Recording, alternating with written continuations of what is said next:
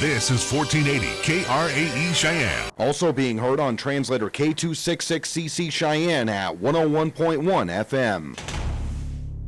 What you are about to hear is a sports talk radio show unlike any other that has ever before been broadcast in the capital city of Cheyenne, Wyoming, USA. This is Cheyenne, Wyoming's Sports Talk Authority. The Wyoming Cowboys, the Denver Broncos, the Colorado Rockies, and the Denver Nuggets. The show is local. It's regional, and yes, the show is national as well. Wyoming Sports Talk Today is on the air.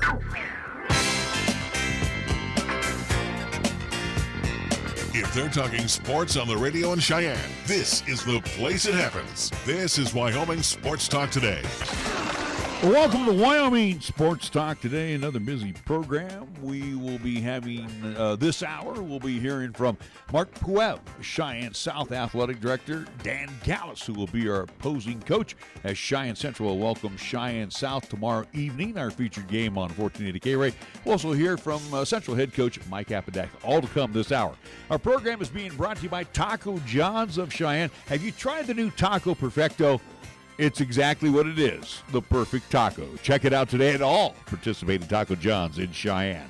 Key of Cheyenne on Nation Way. The 19s must go. The 20s are arriving. Either way you go, you can't lose. It's a great ride, especially when it comes from the Kia family. Key of Cheyenne. See my good friend AJ and the crew over on Nation Way.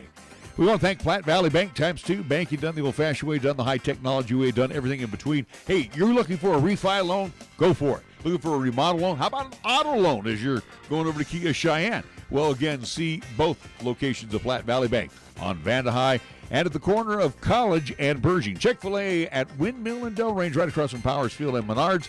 3 Squires served up Monday through Saturday. Dine in or enjoy the 2 convenient drive-thrus. They'll get you in, they'll get you out that quick over at Chick-fil-A. The mac and cheese, a big hit. That'll go great with your waffle fries and your delicious chicken sandwich. Have that one spiced up tonight as you head on over to Chick-fil-A. Medicap Pharmacy for all your pharmaceutical needs on Bluegrass Circle next door to Texas Roadhouse. Open Monday through Saturday. Shop inside. Use the convenient drive-thru outdoors. B&B Appliance and TV. 714 Central Avenue. Hey, where they service what they sell. And what do they sell? Yeah, they sell GE, Frigidaire, Whirlpool, Maytag. Yeah, all of the top brand appliances that are perfect for your home today. B&B Appliance and TV, 714 Central Avenue. Lennox Auto Body over in Dunn Avenue. The Auto Glass and Detail Center on Pershing Boulevard for over a quarter century. Lennox Enterprises have been taking care of our vehicles' needs and wants. And when you need Lennox Auto Body or the Auto Glass and Detail Center, phone 634-6608. First Tier Bank at 1508 Stillwater Avenue, open Monday through Friday, offering awesome CD rates right now. Check out their annual percentage yields, especially when you go to First Tier Bank, 1508 Stillwater Avenue, open Monday through Friday. And if you're looking for Paisan cuisine at its best, we're talking Italian food. And again, these are not corporate recipes. These are family recipes brought over by Joe Mondello from the East Coast some almost 5 decades ago, and that tells you something about how delicious the food is because folks here love it. Matter of fact, the Food Network folks love it too, ranking Joe's Pizza in the top 10 in the nation. That's how delicious that food is. Always fresh, always delicious. Mondello's Pizzeria. See Joe and the great crew at 1507 Stillwater Avenue, Suite D, the Greenway Commons. Open Monday through Sunday, Sundays noon until 8 p.m. So you'll get ready to enjoy the afternoon games as well as the evening games from the National Football League. It's scoreboard time. It's brought to you by Pepsi of Cheyenne. Here's Nick. I want to talk about this upcoming weekend with LCCC Athletics. How about men's and women's soccer, as they will both be in town as they compete in the Region 9 quarterfinals. For men's soccer, they'll be up first at noon coming up this Saturday as they will host Central Community College out of Columbus, Nebraska. Again, that is a Region 9 quarterfinal game. And right after that game over at LCCC, the LCCC women's soccer program, they will host Otero Junior College in their Region 9 quarterfinal, which will be tentative for 2:30 again, coming up this Saturday. So, again, playoffs are here for men's and women's soccer of LCCC. And also, too, for tonight, NHL action for tonight, as it will be the Montreal Canadiens hosting the San Jose Sharks. New York Islanders, they will host the Arizona Coyotes. Buffalo Sabres will travel to Madison Square Garden to see the New York Rangers Columbus Blue Jackets at home. They will take on the Carolina Hurricanes. LA Kings will see the St. Louis Blues at Enterprise Center. In Nashville at Bridgestone Arena, the Predators will take on the Minnesota Wild. Chicago Blackhawks in the United Center in Chicago, Illinois, will host the Philadelphia Flyers. Dallas Stars taking on the Anaheim Ducks. Florida Panthers will see the Calgary Flames in Canada. And last but not least, the Edmonton Oilers will play host to the Washington Capitals. That's what's happening in NHL action for tonight. And last but not least, do want to mention coming up here tomorrow on 1480 KRAE, 101.1 FM, 1480KRAE.com is where you can hear this contest. Video live streaming, as we always do, on Periscope, via Twitter, and the 1480 KRAE YouTube channel. We will have Cheyenne Central hosting Cheyenne South. Central hosting this contest at Risky Field. 6 o'clock start time for this contest. 5:20-ish pregame show here on 1480 KRAE.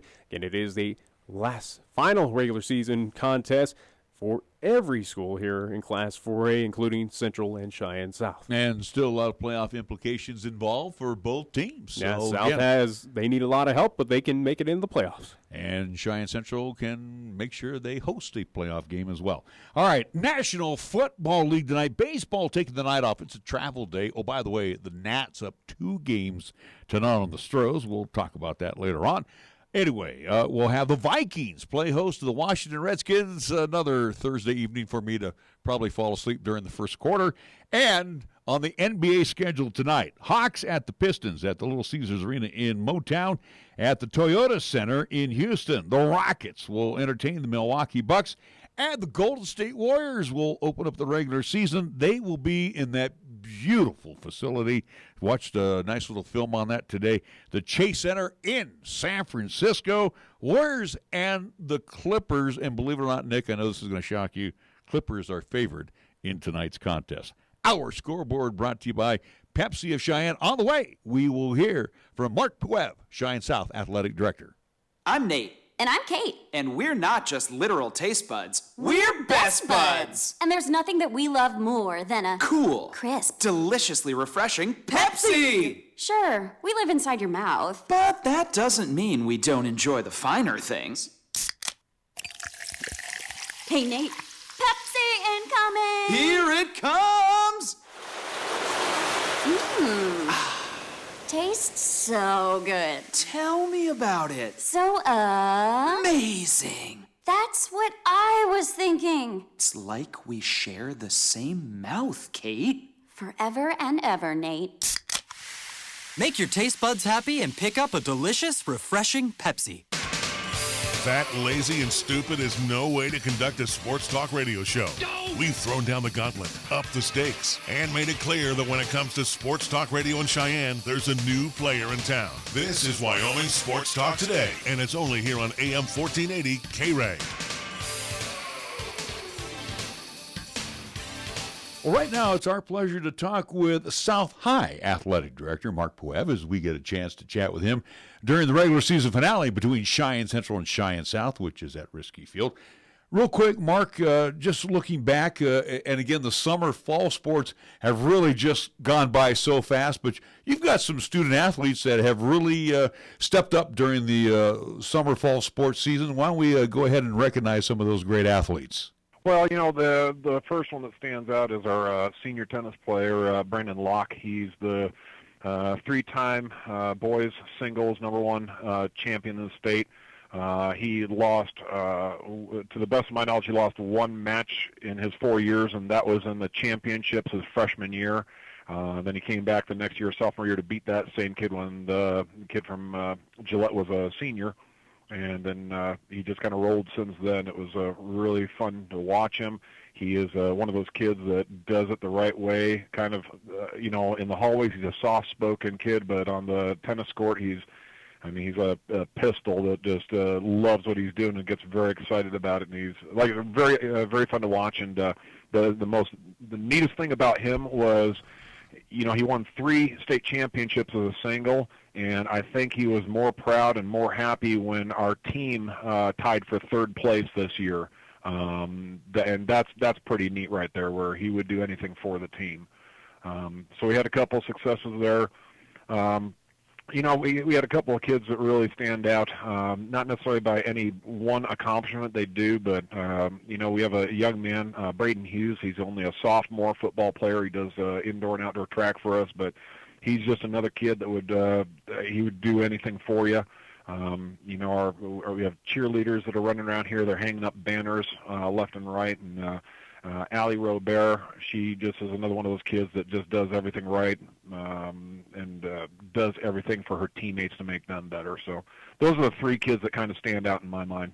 You know, Mark, when I get a chance to talk to you and Jerry and Chad, and I understand that you guys are always busy, and then I've also had the opportunity during the football season to talk to Barry Ward at Burns and most recently Will Gray at Pine. And, of course, the smaller schools, the athletic director usually is involved in some type of coaching as well as teaching. But as you get to the 4A schools, and, and even looking at our JUCO LCCC, you have just an athletic director. Let me ask you this question, Mark, and you've been in this type of position before, and you know what the daily routine is. How tough is it to do a dual role, being an athletic director and a coach, especially at this 4A level? Oh, I can't even imagine. I know Don Julian did it for a number of years up in Sheridan, and I remember at one of the meetings we went to, he was asked something and he forgot, and he just kind of made a joke, and it was a complete joke. But he said, "You know what, guys, I'm not a very good athletic director in the fall." And I don't know how you would be able to juggle that. It's the same thing with with the smaller schools. They're not only coaching, but they might be teaching as well. And just the amount of the things that you have to do as an athletic director. I'm not sitting there saying that we got the busiest job in the world or anything, but there's just a lot of things that are in that fine print, that imaginary fine print at the bottom of the contract that says, or other duties as assigned later. That you find that you're a mover, you're an electrician, you're everything that you need to be to make sure things go right. Real quick, as we come to this time of year, and again, we're past that halfway point of the semester, and grades are always important for our student athletes. And I guess the question is, I think back to when I was in school, and obviously I'm a little bit older than you. It was almost like, hey, if you show up in class, you're doing okay. But today, for the student athlete, it's more than just showing up. You need to buckle down and do the studies in addition to being that athlete on the field. Yeah, and I guess you're right, and I don't think you're that much older than me, but the fact is I guess you just did it. I mean, there wasn't really a procedure, and I think in today's day and age with the newer, more modern grading systems and philosophies that kids can come in and retake things, and they got second chances. Whereas, if you and I, when we were coming through, if you bombed that quiz in geometry, you know what? That's a bummer. That's too bad. You should have studied. And I think it's a little bit. I think the system's set up a little bit easier right now, so to help the kids, and anything that can help the kids out and make it better for them, I'm all in favor of. So I think it's gotten a little bit easier, a little bit better. And I don't know if kids have become complacent because of that, but it just seems like the system is set up to help the kids out where it can. And that leads me into my next question. When you have that opportunity after a season is completed, whether it's volleyball, whether it's football, whether it's basketball, do you hold regular, quote, staff meetings with your coaches, or do you meet with coaches individually after a season or during the season just to, keep everybody abreast of what's going on, whether it's in the classroom or what's going on the field? We have a general powwow at the beginning of the year where I meet with I have a meeting with all the head coaches, and we come together for a little while, for about an hour or so, and I just go through.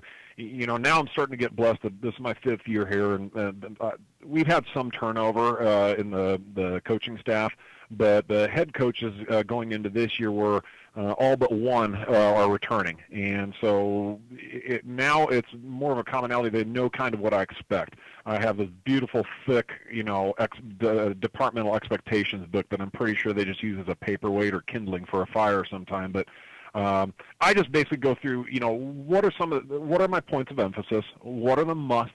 The non-negotiables, and some of the things that I want to kind of focus on this upcoming year that we've probably talked about, or things that have come up in the last year that I want to make sure they're aware of, that they know that, hey, we need to be aware of this. We need to be thinking about this. We go through that. We go through dates and whatnot, and then I try to sit down. Once we're done there, I try to sit down with each coaching staff individually before the season, within the first couple of weeks, and just, again, now basically give a watered-down version of that same thing to the assistant coaches. Because not all of them are district employees. Some of them work at other jobs and whatnot, and I want to make sure they understand, what I expect of them, and make sure that they need to know who I am and why I'm always around. I try to do little walkthrough observations of all the coaching staff at least a couple times a year, where I just kind of walk through, jot down some notes on things I'm looking for. I provide all that feedback with the head coach. We go through the staff, go through the season. I call it the good, the bad, and the ugly at the end of the year, what went well, what didn't go well, and what are we looking at for the future, what do we need to improve on, both on their side and mine. What do they need from me? And then so then we redo that, the smaller version of the coaching staff, through the winter and through the spring, and then we usually get together for a shorter meeting at the end of the year about what we have going on for the summer and leading into the next year. And my final thought, and I want to thank you again for joining us here on our program, but real quick, Mark, you look at the football game between Cheyenne South and Cheyenne Central, and again, another David versus Goliath type of proposition at Risky Field, but for the South High Fighting Bison, a possibility to still get into the playoffs. You, as the athletic director, I guess, how much of a cheerleader are you in that portion of the program? I'm not. I try not to be, especially with football, just because of my background in football. If you ever see me on game nights, I'm down on the sideline, but I try to stay away from the team just because I never want and I try to do the same with other sports too, but I don't ever want a coach thinking I'm looking over their shoulder. I want them to know that I have complete confidence in them. I hired them for a reason, and I have complete confidence in what they're doing, and I completely support them. And as long as them and their coaching staff are doing things the right way, they will always have not only my support, but the administration's support as well. And when they're doing good, I get excited. When things aren't going good, I make sure that if that one stays within me, because I don't want to be the person that is looked at as thinking I'm second guessing anything. I want the coach to always know that whatever they're saying, whatever they're doing, that's the lead, and I will support them in every way, shape, and form. That's South High Athletic Director Mark Puev. We'll take a timeout. More coming up right here on 1480 KRAE. Are you thinking about buying a new water heater? You could spend $1,300 or more on a gas-fired water heater. Or you could spend $0 on a top-of-the-line electric water heater from High West Energy. That's right, $0. High West members can upgrade from gas to electric without spending a penny. Don't you wish all decisions were this easy? Go to highwestenergy.com to learn more or call 307-245-3261. High West Energy, the best choice, the local choice, the right choice for you. Take care of stress. I'm AJ Miller for Kia of Cheyenne. With the new Kia vehicle, you get one of the best warranties in America. The new 2020 Kia Soul comes with a completely redesigned exterior and interior, all new high-tech features, and an available turbocharged engine. This hatchback has 16 exterior color options and plenty of available features. Come into Kia of Cheyenne, call 775-0123 or go to KiaofCheyenne.com and we'll make it easy. Warranty is a limited powertrain warranty. See Kia.com or a retailer for details. Cheyenne's oldest coin dealer and supplier, the Coin Shop, is proud to serve the community since 1982. Trade or sell your gold, silver, and other precious metals. Visit with David and the knowledgeable staff for a fair and honest assessment of your valuables. Located at 510 West Lincoln Way. Call them today at 778-7196 to schedule your personal consultation.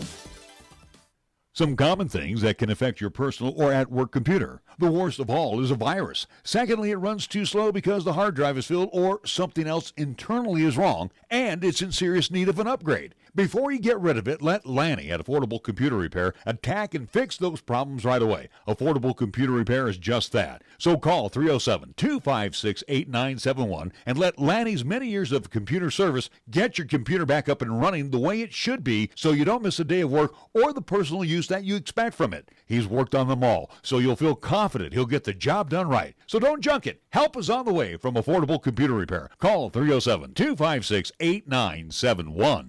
Welcome to the biggest thing in tacos since tacos. Introducing the Taco Perfecto from Taco John's. That's right, we said it. Perfecto. That's Spanish for perfect. We redesigned it with an aerodynamic shell to give you the best bite every bite. Choose between seasoned to perfection beef, chili lime chicken, or upgrade to hand-carved sirloin steak. Sure, it was hard to perfect, but it's easy to eat. The Taco Perfecto from Taco John's. Bigger, bolder, better. Here's the latest weather forecast on 1480 KRAE. For today, it'll be sunny with highs around 41. Then for tonight, it'll be mostly clear with lows around 22. On Friday, it'll be sunny with highs around 60. And on Friday night, it'll be mostly clear with lows around 38. We're taking Cheyenne, Wyoming Sports Talk Radio to a whole new level. This is Wyoming Sports Talk Today. Don't look at me. I think these people are completely nuts. Stop this crazy thing! And it's only here on AM 1480 KRAE. Right now, we're talking with our opposing coach, and it is head coach Dan Gallas of the South High Fighting Bison. Coach, even though you're still in the playoff hunt, but let's talk about the regular season finale here. As you've been practicing this week, it seems like this season's gone by really fast for you and your kids. What have you learned about your kids throughout this football season? Well, I've learned that our kids are, they've got a lot of resolve, and they keep coming back, and that's going to benefit them in later life. And I think we're more about, teaching life lessons than wins and losses.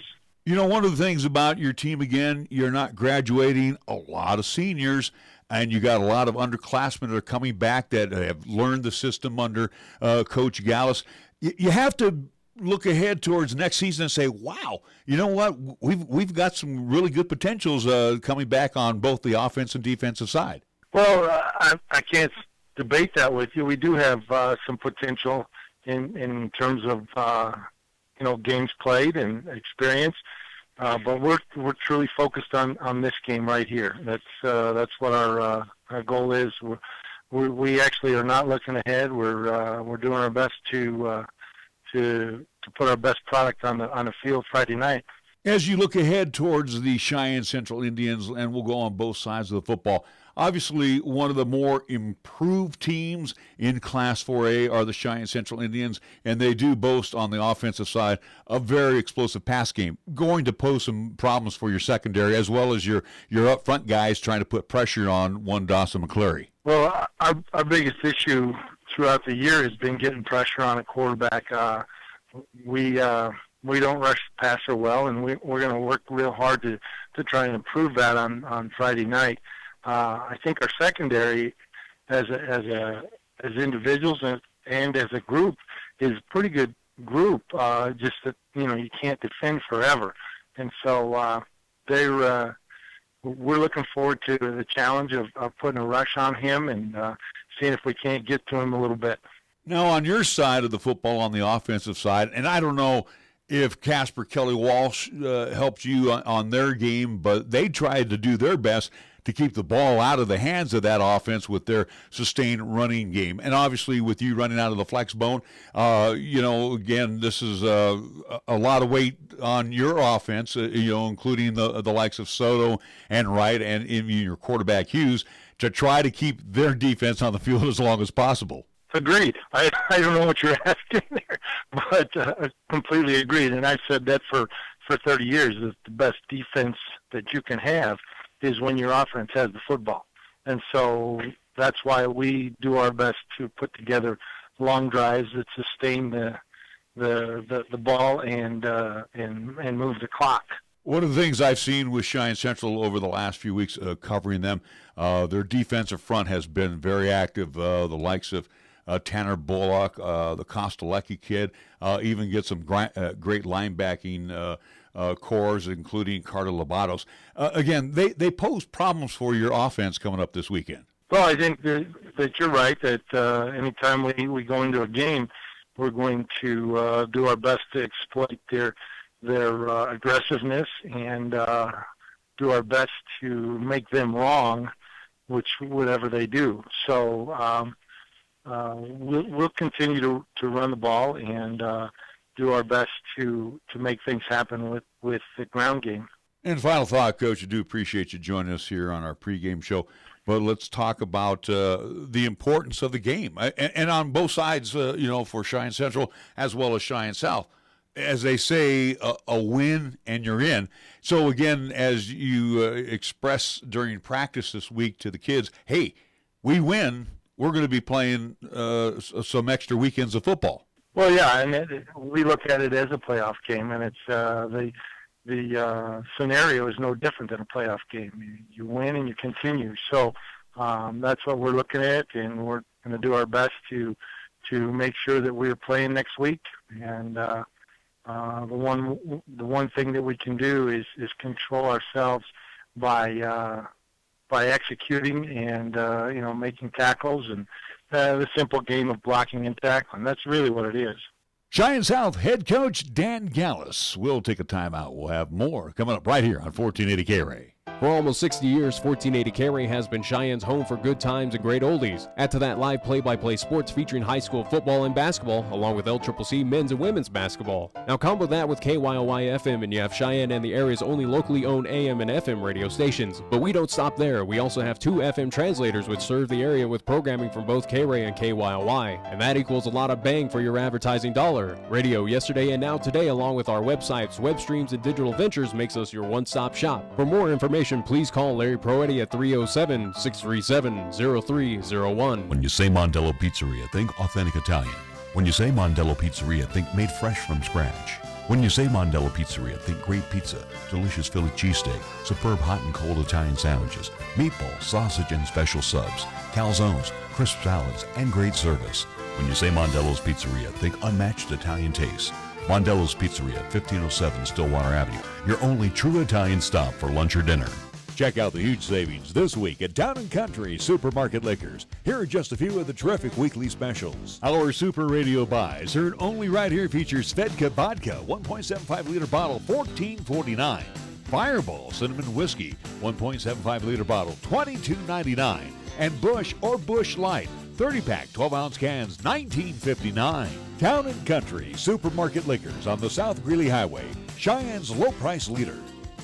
First Tier Bank strives to remain competitive and offers some of the best CD rates in the community, as well as area banks and credit unions per Rate Watch reports. How does that make a difference to you? First Tier Bank can assist you in securing some of the best rates on CDs. First Tier Bank offers the personalized customer service you've grown accustomed to and deserve. Plus, feel confident that your finances are taken care of by a responsible, knowledgeable staff. Call 307-632-3500 and ask for Caitlin or Debbie. Member FDIC, Equal Housing Lender. B&B Appliance and TV has been your locally owned appliance store for 49 years.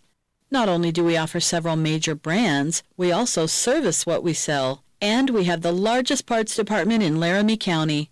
Next time you're in a big box store, just ask to see their parts and service department.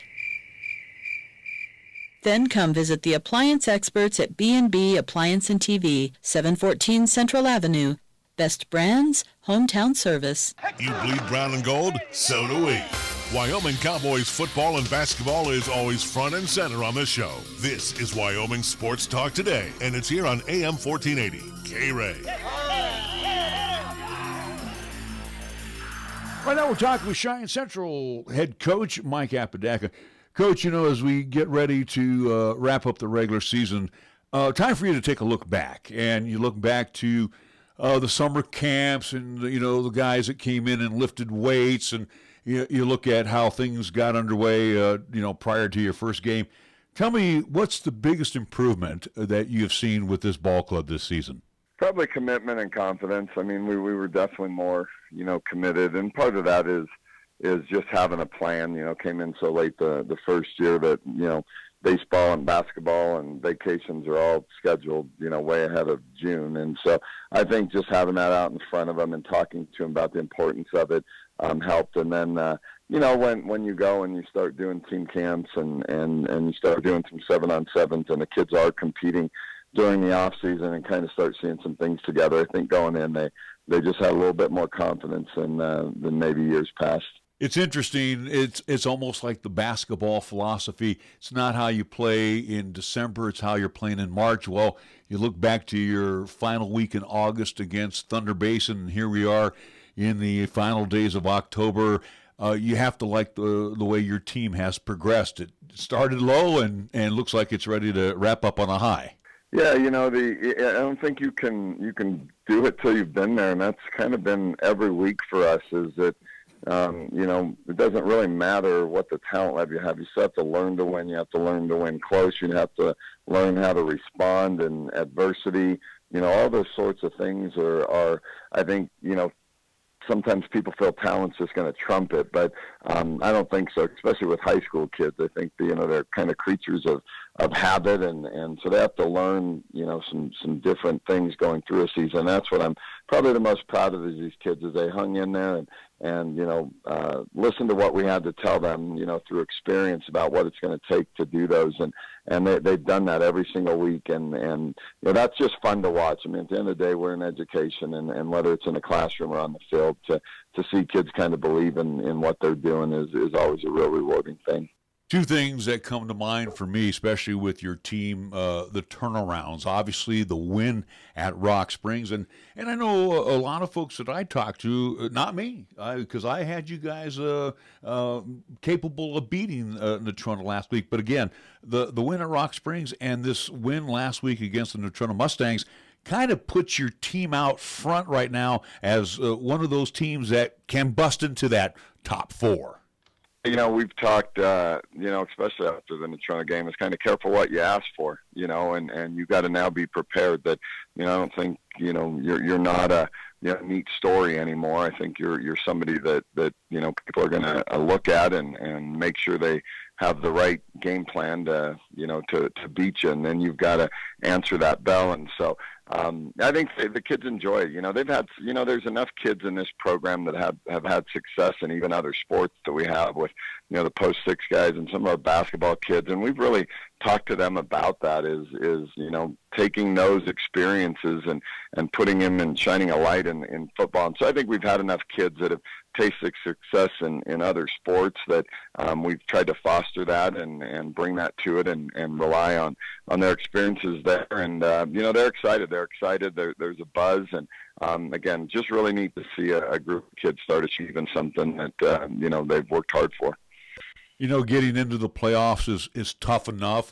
You're in a situation right now where, hey, you can be hosting your own playoff game over at Risky Field, and that's quite an accomplishment for Cheyenne Central and under your tutelage. But also, too, you got a South team that comes in, and technically they still have a shot at getting in the playoffs. So this is one of those games you can't rest on your laurels. No, you can't. And going, on the flip side of what we've been talking about, Larry, is that we're not good enough yet to just show up. That's the other dynamic. We're still a work in progress. And last year, if you were at that game last year, we were down 10-7 at half, and at that point we were still fighting for our playoff lives, and I believe they probably were too. And so we've talked a ton about that with the kids, is focusing, and the same mantra that we've talked since week one, though, is really what's present. Is you got to get better. Two things can happen this week. You can get better or you can get worse. And, what you don't want to do is get worse going into a playoff game. And so we've really focused on that piece of it is, the number one thing that needs to happen this week. If we've got to improve. And I think if we do, improve that, that we'll have, an opportunity to finish the season out right. All the talk has been about Dawson McCleary and those great targets that throw to, and Carter Lobatos. Matter of fact, you always have Carter on the other side, on the defensive side, but your front anchored by Bullock along with Kostelecki and Lobatos on the defensive side. You're really going to need them to step up, because you're going to find a team in South that runs the flex bone, and they're going to want to keep your defense on the field. They're definitely going to try everything at all possible with that run, similar to Casper Kelly Walsh, where they don't want your offense on the field. Yeah, I think it's a great challenge for us. Honestly, this kind of offense, you like to see at the end of the year. It's really going to take a ton of discipline. You're not just going to be. That's why teams run it generally, is it neutralizes things with so much misdirection and a lot of backfield motion and stuff, is it really tests your eyes, sort of thing. And so it's the right kind of team's offense to be playing this week, because it's a real test for them in terms of discipline. Final thought, Coach. if the season ended tomorrow for you, what's your takeaway from this football season? Kids working hard and believing in each other, really can create, great things, in this team sport environment. And I'm just proud of the kids. I'm proud of the work they put in. I'm proud that they've made their school proud and their community proud. And I don't think these kids quite understand how much pride there is in this program.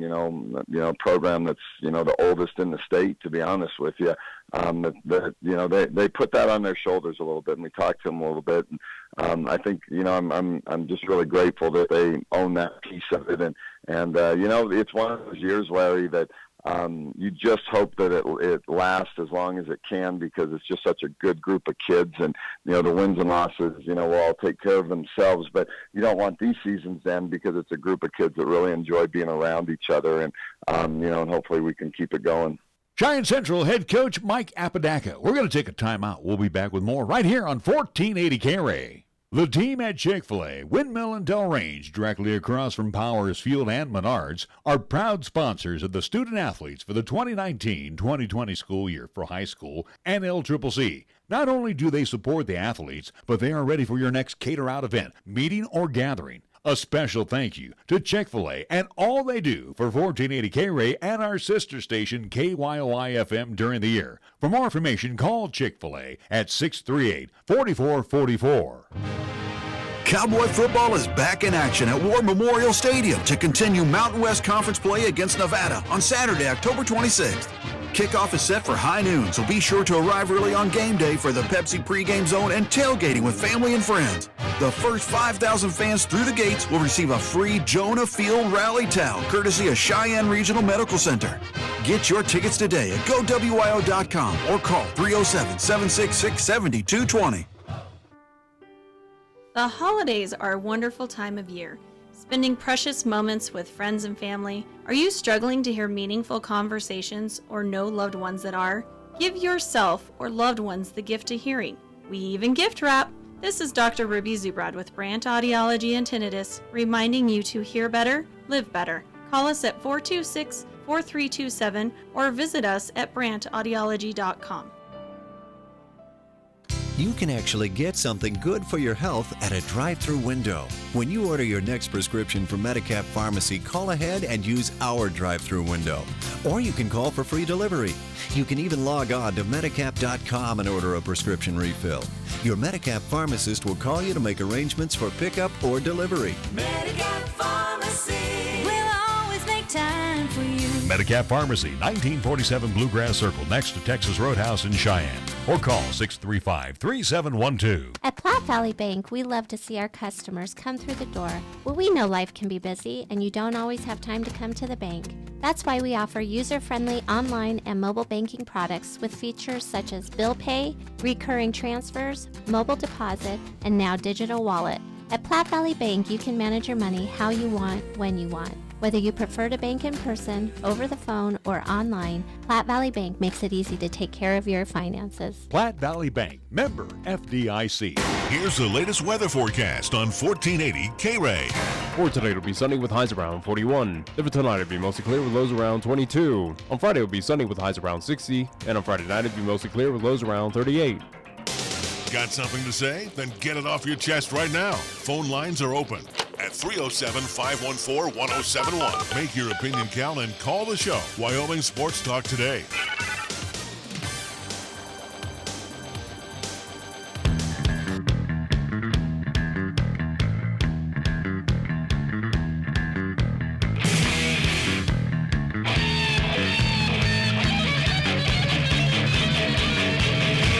As we are back on Wyoming Sports Talk today, hard to believe that the regular season of the football season already coming to an end. I mean, obviously we know the days are getting shorter, it's getting a little colder, there's snow in the forecast, but yeah, the regular season's flown by. It certainly has. Again, a few of our contests have been kind of blowouts, unfortunately, but that's just kind of been the way of Class 4A for the past couple seasons, especially since I've come back in 2017 where, again, going back to my little stats of even updated of, I do believe for Class 4A where we had 3 games last week that were above that 28 kind of Mendoza line that we put of a blowout victory for at least high school football. I do believe about 45% of games here in Class 4A, at least barring what's going to happen coming up this Friday for the at least end of the regular season. Again, 45% of games have been blowout victories some way, shape, or form. Yeah. So, again, we've seen a few competitive games, but it seems like it's been pretty lopsided victories throughout that have, elevated those games, got them, at least made them go fast, whether it was by running clocks as well. We've had a couple running clocks this here. season, Yeah, as well. So, but other than that, though, yes, it's been fun to watch. And again, we have at least all 3 Cheyenne schools at this point in time. The unfortunate thing is you got 2 of them that are going to be going head-to-head, again, especially with Cheyenne South, where their playoff lives are all at least at stake. They're still in it. They need a hell of a lot of help to get in, but it is something for South High. It's pretty much win, and you should be in. Central's already guaranteed in. Cheyenne East is in. It's more so for those 2 of seeding, but for Cheyenne South, they play for their playoff lives coming up tomorrow night against Central again. Who is the Indians, who their focus is you got to win and get your opportunity to at least host a playoff game and figure out what seeding. Where again, looking back at the scenarios for Cheyenne Central, highest they can go is 3, lowest they can go is 5. 5. So now here's the deal with South. If South happens to lose tomorrow night, they're done. To Central. They're out. Yeah. Kelly Walsh holds the tiebreaker over them. Laramie holds the tiebreaker over Kelly. And through the point system, Laramie would be the representative into the playoffs. Neither one of these 3 teams will be facing one another because Kelly Walsh and Laramie played earlier in the season. As you mentioned, South has Central. Kelly Walsh will be at home at Harry Geldine Stadium. So if there's an advantage for tomorrow night, it will be for Casper Kelly Walsh at home against Campbell County. But also, too, again, for Cheyenne South, it's not like you're going far on a road trip. Again, just going across town to Risky Field, so it's not like busting for Campbell County to go down to Casper. It's nothing like that. Hey, it's just a short couple miles, and there you go. You're playing on just kind of opposing turf. But, again, at least the more competitive game for those 2 teams, or at least all 3 of those who are basically playing to eventually – unfortunately take on Thunder Basin in that first round. It's a situation that Casper Kelly Walsh has the best shot to win that and basically solidify that they are the 8th seed for the Class 4A. Because Campbell County is 2-6, Kelly is 1-7.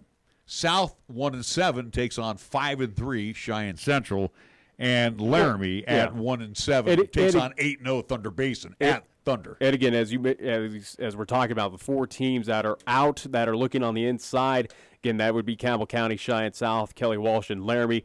Guarantees are Rock Springs, Central, Natrona East, and Sheridan. They're all just basically figured out seeding coming up this Friday, and the only team that is in and knows what they are going to be is Thunder Basin. They are the number 1 seed. So that plays into slight of a factor as well, for at least for the Bolts of, will this team who is traveling down to Laramie, they already know that they're not going anywhere. They're the number 1 dog. They're in the playoffs. Could they call off the horses early on in that contest against the Laramie Plainsmen? Again, on the road there in the Gym City. We'll see what happens in that contest. Again, the Bolts, I could see that. It's pretty much of, hey, you're locked down. There's no questions, no scenarios. You know what you're going to be. Why run the risk of injury I understand that in too, a road game like that? But also, too, it's the pride thing. That's true, too. For the undefeated regular you come season. to camp. You don't come to camp to play for second place. But it is also, too, you got to get in the mind of one Trent Pakula of what's going to be more important, again, for a team that has the high aspirations. Again, sure, regular season going undefeated, that's fine and dandy, but what are you playing high school football for is, again, for that state But you still have to stay crisp. Yeah, you certainly do, without a doubt. But also, too, again, those games, you don't want to run the risk of injury, especially where conditions, it might be a little bit cooler.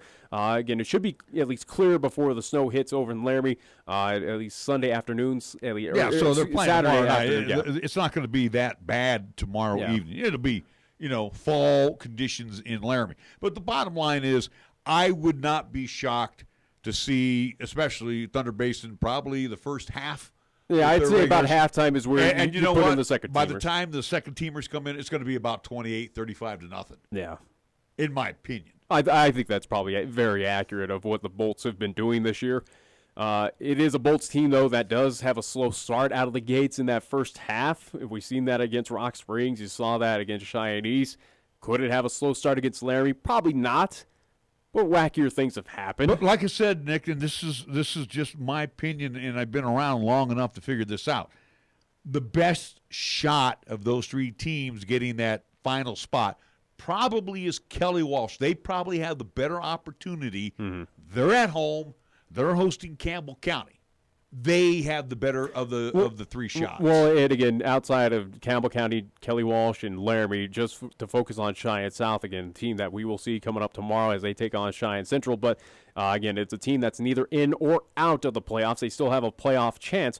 They will be the number 8 seed with a victory over Cheyenne Central. And, again, Campbell County would need to defeat Kelly Walsh on the road. It's a situation for Cheyenne South that if they lose, though, they are completely out. There are no other scenarios. If they lose against Central, they are completely out. The only other way for Cheyenne South, as I'm reading into this, if they'll also too be out with a victory. So if they defeat Cheyenne Central, they'll still be out of the playoffs. If Kelly Walsh wins, Thunder Basin wins as well too. So there are scenarios if South does win tomorrow's contest on the outside. If they happen to, there are still other factors where it's not win and you're in for Cheyenne South. It's win and you kind of hope that you're scoreboard watching. Yeah, without a doubt. The thing is and I mentioned that in my interviews with, I think, Coach Gallas, it's David versus Goliath tomorrow, but right now Goliath is hot. They are the best. One of the best teams right now in Class 4A. And I don't anticipate Cheyenne Central to play down to South or take them lightly. No, not without a doubt. As a matter of fact, again, Central knows what they're playing for. Again, a team that is officially in, but they are looking for that home playoff, at least contest there in the first round. At least one of them, at least one through the quarterfinals. So, again, and something good is starting to happen over there at Cheyenne Central. Again, the belief, and even with our conversation with Coach Apodaca, again, that pride, that tradition is starting to ring again through the halls of Cheyenne Central. So, yeah, I mean, this is going to be a big, big mountain for the South High Fighting Bison to climb. But, again, you got to suit up. You got to hike the ball. You got to play 48 minutes, so we'll see. And, me, I'm going to be calling both teams. Again, they're both Cheyenne teams. I'm going to get excited for both teams when they score and, all of the good things. Yeah, not playing favoritism with any of our Cheyenne teams. Again, we root for them all. And, again, it's, good luck to whoever does win, and an unfortunate loss for the other team that does at least fall to whoever it may be. Again, South, will they be competitive in this contest? You can only hope so. We've seen them be competitive against Cheyenne East. Well, they're Cheyenne Central. Well, again, how about earlier this season that we saw again in that first half? Unfortunately, East rolled off 8 straight. 8 straight, but again, East, or at least for Cheyenne South, though, they were competitive until basically that team kind of petered out after halftime. But this is also to a South team that was competitive last year at Fighting Bison Stadium against the Central High squad. Granted, it was a younger first year, at least for Mike Apodaca and his crew. It was something that South was competitive. Competitive against this team, so we'll see what happens. And we're missing 2 other marquee games, and these are marquee games. First off, we'll go to Rock Springs at Natrona. Now, Natrona needs to bounce back. And, again, I heard the excuses why Natrona didn't do well. I don't want to hear it. Yeah, but I'm not going to even get into that. Rock Springs had a hell of a game plan against Cheyenne East, and they've been playing against most teams, above them in Class 4A. They've been playing pretty tough, but they've been their own worst enemy. Yeah. And I do believe tomorrow night, even though they're making that long road trip to Natrona, I believe Mark Lenhart's team is going to come away with the victory. I think Natrona's going to be your number 6 seed. And we'll see what happens. Again, there's a lot of scenarios in there. Again, Rock Springs, they're officially in, but with the victory against Natrona County, they're a 5 seed. And if they lose, they're a 6 seed. There are no scenarios. It's pretty much win, you're there, lose, you're here.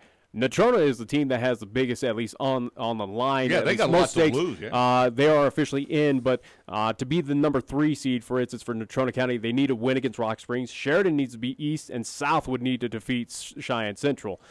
They would be the number 4 seed if they defeat Rock Springs. East defeats Sheridan.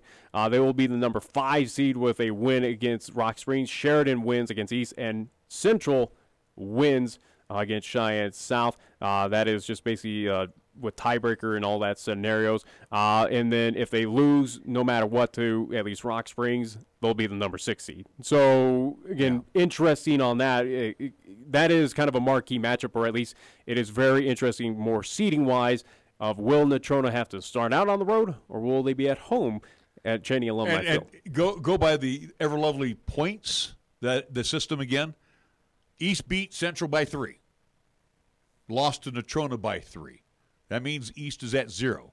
Central lost to East by 3, beat Natrona by 12.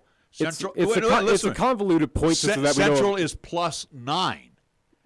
So, cares about the point system? But again, Natrona losing to Central 12 and then beating East by 3, they're at a minus 9. So, yeah, if they all ended up tied, East, Central, Natrona. That's how it'll go.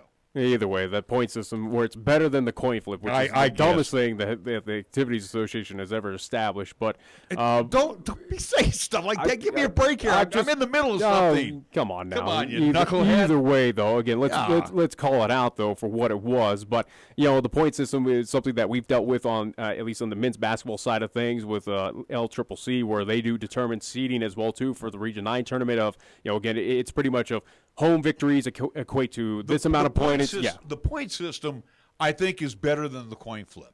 Without a doubt. Yeah, so, and again, it just gets a little bit more complex than obviously flipping heads or tails at a point in time. But it is something that, yes, it does give advantage to those victories, how big you get those victories as well, too. And here's the odd thing. Going back to the Laramie, Kelly Walsh, and Cheyenne South, if all 3 teams lose, Laramie gets in as the number 8 seed. If Kelly Walsh loses, South loses, and Laramie loses, Laramie will be the number 8 seed on the point system. And thinking about that, that could be a good reality. Again, Kelly Walsh, yes, at home should be favored, or at least you would anticipate that they should win against Campbell County. But the Camels showed, especially this past Friday against Cheyenne South, that that's a very potent offense. It's a team that can. They found themselves, I'll give without a doubt. I think Campbell County could get the win at Kelly Walsh, but do I also too foresee that at least the Trojans getting it done? Where again we saw them, run past South. Yeah, again they kind of beat up Cheyenne South. They were competitive against Cheyenne Central there in Casper, at least on their homecoming night. That is also to an intriguing matchup, but it's more so, again, they're just playing for that 8-7 seed down there. Again, for Kelly Walsh, it's pretty much hey, win and you're in a scenario for them. But if you lose, you're out. Yeah, and then you step aside for Laramie to make it in, where, again, Laramie right now is in worlds of hurt of just bodies that are just missing, again, injuries. That Plainsman team is decimated right now. And again, that's the unfortunate source. That's the unfortunate thing from Laramie as well, where if they are to make it into that 8 seed at home, you're probably going to get beat up by Thunder Basin coming up this Friday. That's the harsh reality. Right. Then next Friday, you got to go up to Gillette to see that Bolts team again and just, I would assume, get decimated once again by that team. That's the unfortunate thing. And and you might only see the starters out there for a half next week as well, too. Why risk injury, when you're going to have I would venture to say, an easy quarterfinal game. Now, the other marquee matchup. I was going to say, whoever that 8 seed, though, taking on Thunder Basin, that's not good. It's adios time. Yeah. East and Sheridan. Now, again, as much as I've really enjoyed the progress of Cheyenne Central, which, again, they went toe-to-toe with Cheyenne East, I still believe in my heart, and Chad knows that too. I've talked with him, Chad Goff. I believe this is the best team in the state. I really do. Again, 4 points, and this team is undefeated. Yeah, without a doubt. But it's a team that has a lot of flaws still, though, at this point in time. Yeah, but they're not perfect, and that's good. We don't want them to be perfect now. We want them to be perfect next weekend, and the weekend after that, and then the weekend. Yeah, without a doubt. But again, is it something that will instantly change in the playoffs? You can only hope so. But I wouldn't foresee it, though. It's something that has plagued this East Side team. Whether it is, again, you've gotten solid victories, but, again, a lot of these contests, we talk about penalties. This team still commits very very just costly penalties at just the wrong times that have slowed down that offense, cost that defense, and allowed teams to get back into these contests. Again, you're talking about, what happened this past Friday with Rock Springs. Rock Springs had good opportunities to, if not win that game at Okie Blanchard. And I think they didn't come out with a game. I think when they go to Sheridan, they better come out with a game. If they don't, Sheridan's winning. Coach Bowery's team is going to mop them up. Yeah, without a doubt. And but again, this is an East team that does make mistakes. So it makes very costly mistakes that could be that Achilles heel coming up in the playoffs. Again, it's a team that, yes, it's not perfect. They have the talent. But again, at least in my opinion, East is right up there with Thunder Basin. I still think Thunder Basin is still your top dog team. It shows that they are still the number one seed. They're the ones living a better life. Yeah, without a doubt. But again, Thunder Basin, if not, has proved throughout this entire season that they are the comeback kids, so to speak, that it's a team that can overcome adversity. You go back to what happened at least halftime in Rock Springs, down 14-2, and they still found a way to win that contest, coming from behind against Cheyenne East in Cheyenne. This is a team that, to me, when I read between the lines, that's a scary outfit that, again, second half, that's where you want to be playing good. I'm sorry, and I'm not going to buy they're a team of destiny. I'm not going to buy it. I think they are. I really do. Well, with Cheyenne East, and here's the deal. Especially with Mason Hamilton and what he's done as a quarterback. We saw it last year and how much we praised him. It's continuing this season. And, again, I think he's, again, in the dominant quarterback class that is Class 4A right now here in the state of Wyoming, Mason Hamilton is that top-tier guy. He's the leader. You probably put Graydon Beal underneath. You could probably put it for McCleary. Yeah, McCleary is number 3 as well. But again, I think that Thunder Basin, though, matches up well, as we've seen with every team in the state of Wyoming, and it's a team that has overcome adversity. It's not like they've had easy victories, but they've also been tested as well, too. But see how you ranked it right there? And again, not being prejudiced, you're right. Hamilton, Buell, McCleary, then you throw Boynton from Sheridan. Yeah. Okay? So maybe the 4th best quarterback. Well, again, if you're looking at Buell as the number 2 guy, East can make a mistake and get away with it because they're a very good team. I don't know if they're going to be able to make that mistake tomorrow night at Sheridan and get away with it. Because we've seen Sheridan. They take advantage. Well, yeah. And they'll score quickly on you. And if anything for Cheyenne East coming up, at least for Friday's contest, again, the win and you're the number 2 seed no matter what. If you do lose and Natrona loses, you're that 3 seed. You want to be that number 2, number 3 for if you are able to make it past that first round, which I would assume East should be able to, whether they're at that 2 or 3 seed.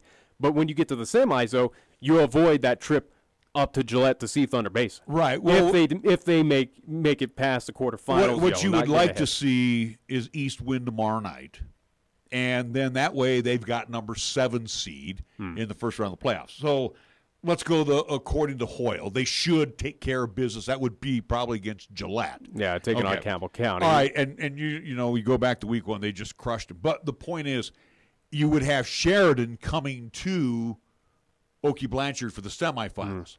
The good news of all of this, if you can have East a 2 or 3 in this setting, Central at number 4, that could. And again, I'd keep my fingers crossed and my legs crossed and my eyes crossed, everything. Central would be that number 4 seed. You're on the other side of the bracket. So if Central could get by their number 5 seed, for example, in the quarterfinals, which you guys will have while I'm gone, then they go up to Thunder Basin. Yeah.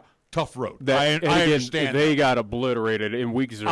That won't happen again. I can guarantee it. No. But what would happen, though, if you keep East and Central on opposite sides of the bracket, there's your championship. If everything could go right. Again, Central's got to take on that top dog that is Thunder Basin on the road, and that is not an easy task. And I'll say even outside of Thunder Basin, still in the city of Gillette with Campbell County, though. Don't sell the Camels too short. This is a team that, as we're talking, Central's kind of gotten hot. They are improving, yeah. They've improved through the season as well, too. Let's deny, VJ Pitter of what he's doing as a running back.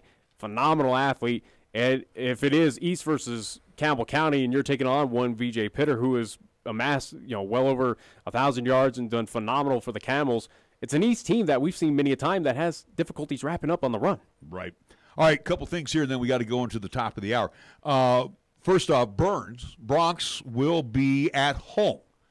They'll wrap up the regular season. They're playoff bound, if I'm not mistaken. I do believe so. The Bronx will host the Thermopolis Bobcats. So the Bobcats will be in tomorrow night. So at a nice little rivalry game, more so for head coach Brad Morrison, again, former Thermopolis head coach. So a nice chance for him to at least looking for a little revenge after last year. Yeah, last year, they got whipped on up there at Thermopolis. And then the Pine Bluffs Hornets, who've had a rough season. Coach KRAE, you'll be the first to admit it. And not sure what their playoff, if they're out or what their odds are, but yes, it's a team that is fighting for their playoff lives, at least on the road coming up Friday. And they will be at Lusk against the Niobrara County, the Lusk Tigers. So that will be their finale game of the regular season. So a lot of fun football left.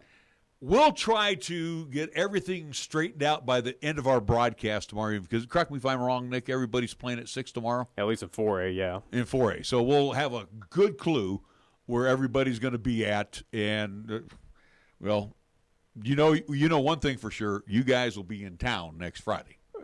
I'm positive. Yeah, again, knock on wood, but for Central, though, again, there is an opportunity that they can't fall to that 5 seed, but a lot has to happen. A lot of negative has to happen. Yeah, okay. All right. Well, if I'm a betting man, I'm going to bet that you guys will be in town next Friday. All right, we're going to move into hour number 2. We'll be back after this right here in 1480 KRAE. This is 1480 KRAE Cheyenne.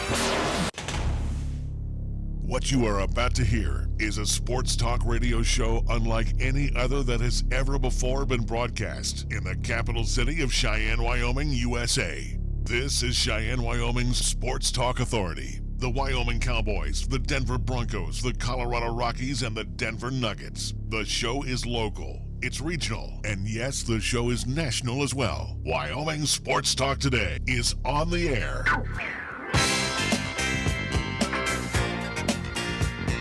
If they're talking sports on the radio in Cheyenne, this is the place it happens. This is Wyoming Sports Talk Today. And it is hour number 2, Wyoming Sports Talk Today. It's being brought to you by Mondello's Pizzeria, open 7 days a week, right there at 1507 Stillwater Avenue, Suite D in the Greenway Commons. First Tier Bank is directly across the street at 1508 Stillwater Avenue, open Monday through Friday. Lennox Auto Body, Dunn Avenue. The Auto Glass and Detail Center over on Pershing Boulevard. Remember, it's not clean until it's Lennox clean. And again, over at Lennox Auto Body, they return that vehicle back to you almost showroom new. That's the great job they do over at Lennox Auto Body. B&B Appliance and TV, 714 Central Avenue. And again, your home, Maytag, Whirlpool, GE, Frigidaire. I'm probably missing many others. But the good news is they service what they sell always at B&B Appliance and TV. Medicap Pharmacy for all your pharmaceutical needs on Bluegrass Circle, right next door to Texas Roadhouse. Yeah, they've been there for a long, long time. You can trust your meds to our friends over at Medicap Pharmacy.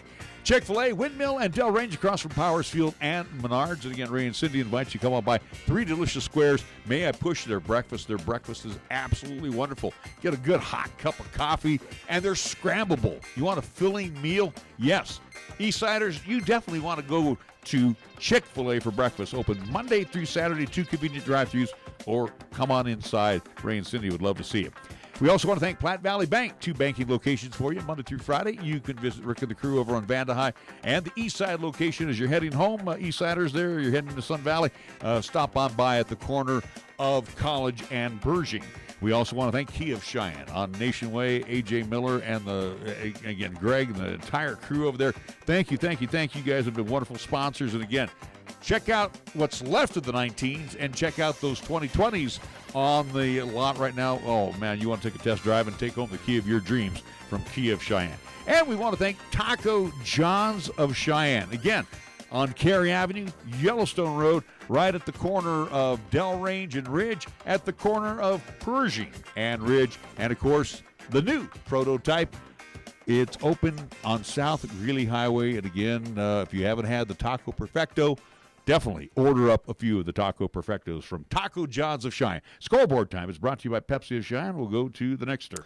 At least looking up, at least upcoming for this weekend for LCCC athletics for both men's and women's soccer. Men's soccer in action this Saturday here in town. A part of the Region 9 quarterfinal at noon is when this will get started. They will play host to Central Community College out of Columbus, Nebraska. Again, LCCC men's soccer, the Region 9 quarterfinal in town.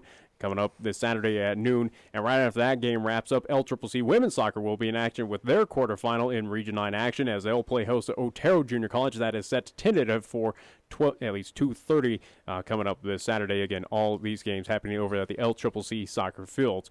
NHL action for tonight. Montreal Canadiens at home. They will host the San Jose Sharks. Arizona Coyotes will travel to New York to see the Islanders. Still in New York, at least at Madison Square Garden. The New York Rangers will take on the Buffalo Sabres. Carolina Hurricanes will see the Columbus Blue Jackets there in Ohio. St. Louis Blues at the Enterprise Center will host the LA Kings.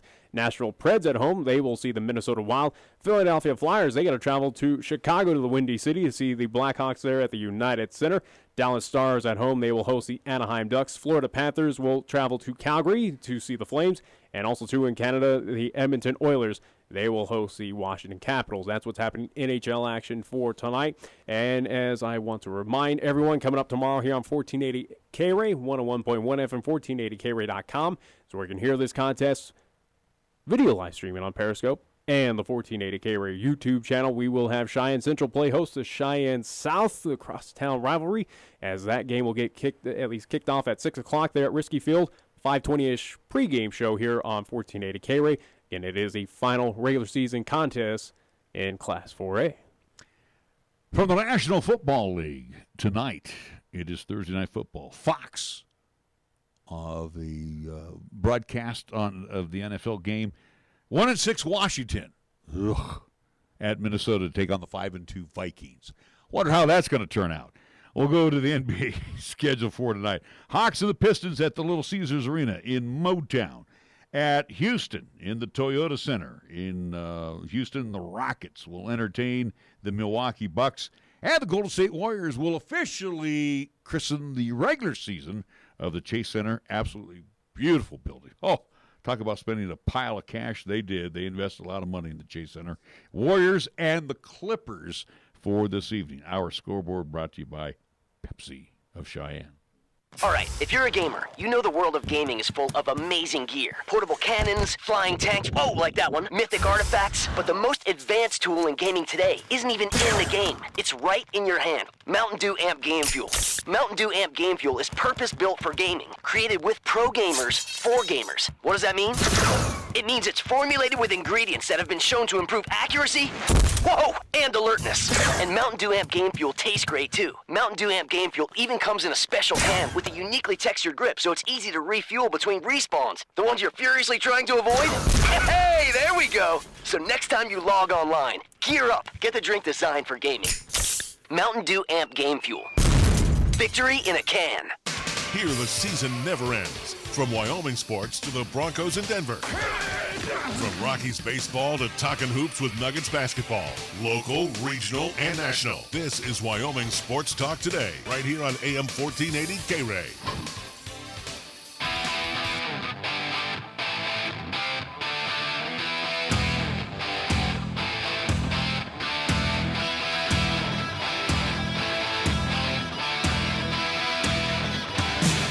It was only the first game of the NBA season last night for the Denver Nuggets. They went on the road. They went to the Moda Center. They beat Portland. Before we even get into the basketball, I have the playoff, at least scenarios for, at least do want to mention for our county teams before we get into all of that fun stuff, and also to our weekly picks as well. It is Thursday, but I just used the Denver Nuggets because he said that on the liner there. I just wanted to mention the Nuggets won last night. I'm not going to go any further on NBA. All right, yeah, so either way, yeah, they won at Portland. No surprise there. Again, Nuggets are going to be one of the probably better teams in the West, at least Western Conference, if not the one seed, at least coming up this year. But looking at Class 2A on the east side of things, as we mentioned, Burns taking on Thermopolis, as both of those two teams are officially at least in the 2A playoffs. The situation between these two, again, is appropriate that they are facing off against each other. If Burns or Thermopolis wins the contest, they are the number 2 seed. Whatever team loses in that contest will be the 3 seed. So that's how it breaks down on Class 2A out of the East for Burns. So, again, they are in, but they can either be the 2 seed or the 3 seed. So, at least for the Bronx, they know that they'll be at home for the first round there in Class 2A playoffs. Looking on the east side of things for at least Pine Bluffs. Again, this is Class 1A on the east. Unfortunately for Pine Bluffs, their contest coming up against Lusk does not mean anything for both of those teams. Lusk and Pine Bluffs. It's a pride thing. Yeah, they are both out of the playoffs. So that's the situation. That is the at least up-to-date playoff scenarios for even the county teams here in Laramie County. All right, moving along, keeping on a football note, college football and the Mountain West. And, of course, we'll leave off our game over at the War. San Jose State and Army. That will be the only non-conference encounter this weekend for the Mo West. That'll be at Mitchie Stadium at West Point. And which for San Jose State, very winnable. It could be. I mean, Army... San Jose State, again, I don't sell short. They're improved. I'm really shocked that Army is not that spectacular this year. They're 3-4. The only fortunate thing is, yes, San Jose State does have to make the cross-country trip to go see at least Black Knights. So, I would say it would be competitive without seeing the line in here in front of me. But 9.5 Army. I could see Spartans winning on the road though. So San Jose, again, it's a team that went in. Let's not forget they went into Fayetteville, Arkansas, and took on the Razorbacks, an SEC team, and took them down. That, if anything, that's impressive to me. That tells me that they could easily go to Army and win that contest as well too. I would say that if that was on our picks, I'd go San Jose State. Well, and it's all, I guess, on the shoulders of Josh Love tomorrow, the quarterback for the Spartans. I mean, he's thrown for over 2,000 yards already. Again, so Josh Love, who the infamous, at least quarterback, who was snubbed, I do believe, by the University of Wyoming. Well, I'm just saying, in his case, if they can get the passing game going against the Knights, because again, the Black Knights, they like to run. They are that flexible type of team. Yeah. So they want to keep it on the ground, and San Jose State tries to be more that air it out team, right? The West Coast, yeah, the apropos kind of at least San Jose team out of California. So, again, not seeing a whole lot of San Jose, but I give them a lot more respect. I don't think they're clearly not one of the at least terrible teams in the Mountain West anymore, at least for this season. So. Could they be competitive, and could this be a victory for the Spartans on the road? Yeah, I think so. I don't think it's a victory. This is not a tall task for them to win. I don't think it's a victory so much, Nick, as I think they'll cover the spread. Maybe. I think they can cover the spread. I'll say Spartans, they could get the victory in that contest. Again, it's not a tall task. Mm-hmm. That is not an unbeatable team that they're facing in Army. Let's be honest. All right. 2:00 game. Saturday afternoon will be at Dreamstyle Stadium in Albuquerque. Yawn. We saw the Lobos. Lobos who are now going through, for whatever reason, this at least off week or at least post the Wyoming game, they've had all sorts of issues right now. We're having players getting suspended down there. I think the quarterback was now at least doubly suspended as well too for New Mexico as he was found at least having a little fun with himself in a parking lot where let's be honest, you can't do that in public. What are you thinking?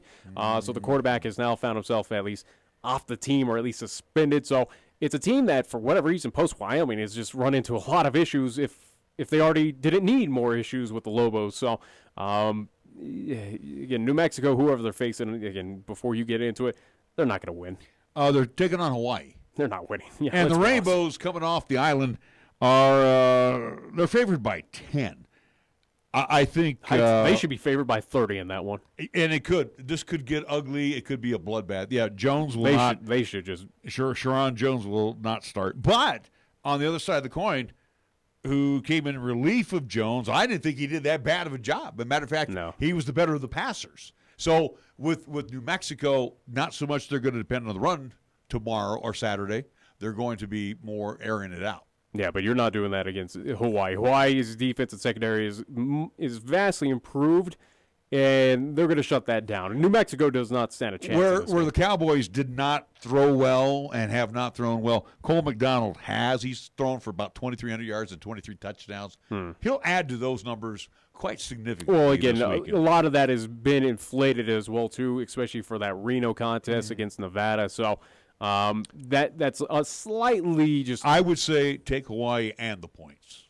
Oh yeah, without a doubt. That's why I'm saying that. I'm surprised that's a low. Yeah, that's a low line. I'm really, really shocked. All right, and again, Hawaii comes into the contest 4-3. New Mexico. We've seen this Hawaii team, whether it was against Nevada on the road against Boise. Those are two litmus tests right there away from the islands that this team can score points. It doesn't matter, again, where it's the upper echelon Boise or taking on a question mark middle-of-the-road Nevada team. Now you're taking on one of the worst teams in the Mountain West, that being New Mexico, even if it is at Albuquerque. Right.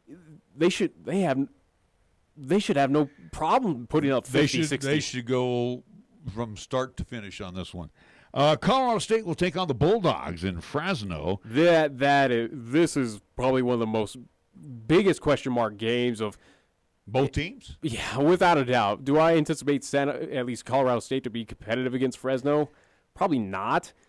But I'm just not sold on this Fresno State team. They are very well below my expectations of what I thought the Bulldogs were going to be out of that West Division. But Colorado State, I talk about New Mexico being one of the worst. Colorado State, it puts up a good argument of being a terrible team in the Mountain West this season.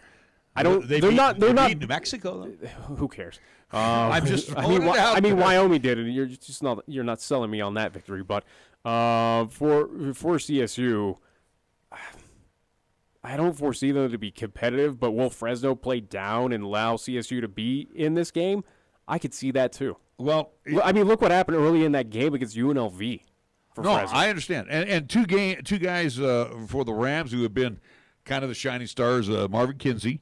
He's got about 703 yards rushing, and Dante Wright has 37 receptions for the Rams. So the line is 14.5 for the Bulldogs. But like you said, I'm not sold on Fresno State, but it's at Bulldog Stadium. They may do this one by 20. They might. Possibly, yeah. With it being in Fresno, I feel a little bit more comfortable with that line. Like I said, I don't think CSU wins the game. I think Fresno could play down to the Rams and allow them to be competitive in this contest, but I still don't think CSU does not come away with a victory at Fresno. Oh, There's no way. By the way, Boise has the bye week this week. They need it after what happened with BYU, but it sets up next week. Yeah, we'll talk more. Well, you guys will be talking about it. I won't be talking about it. The marquee matchup.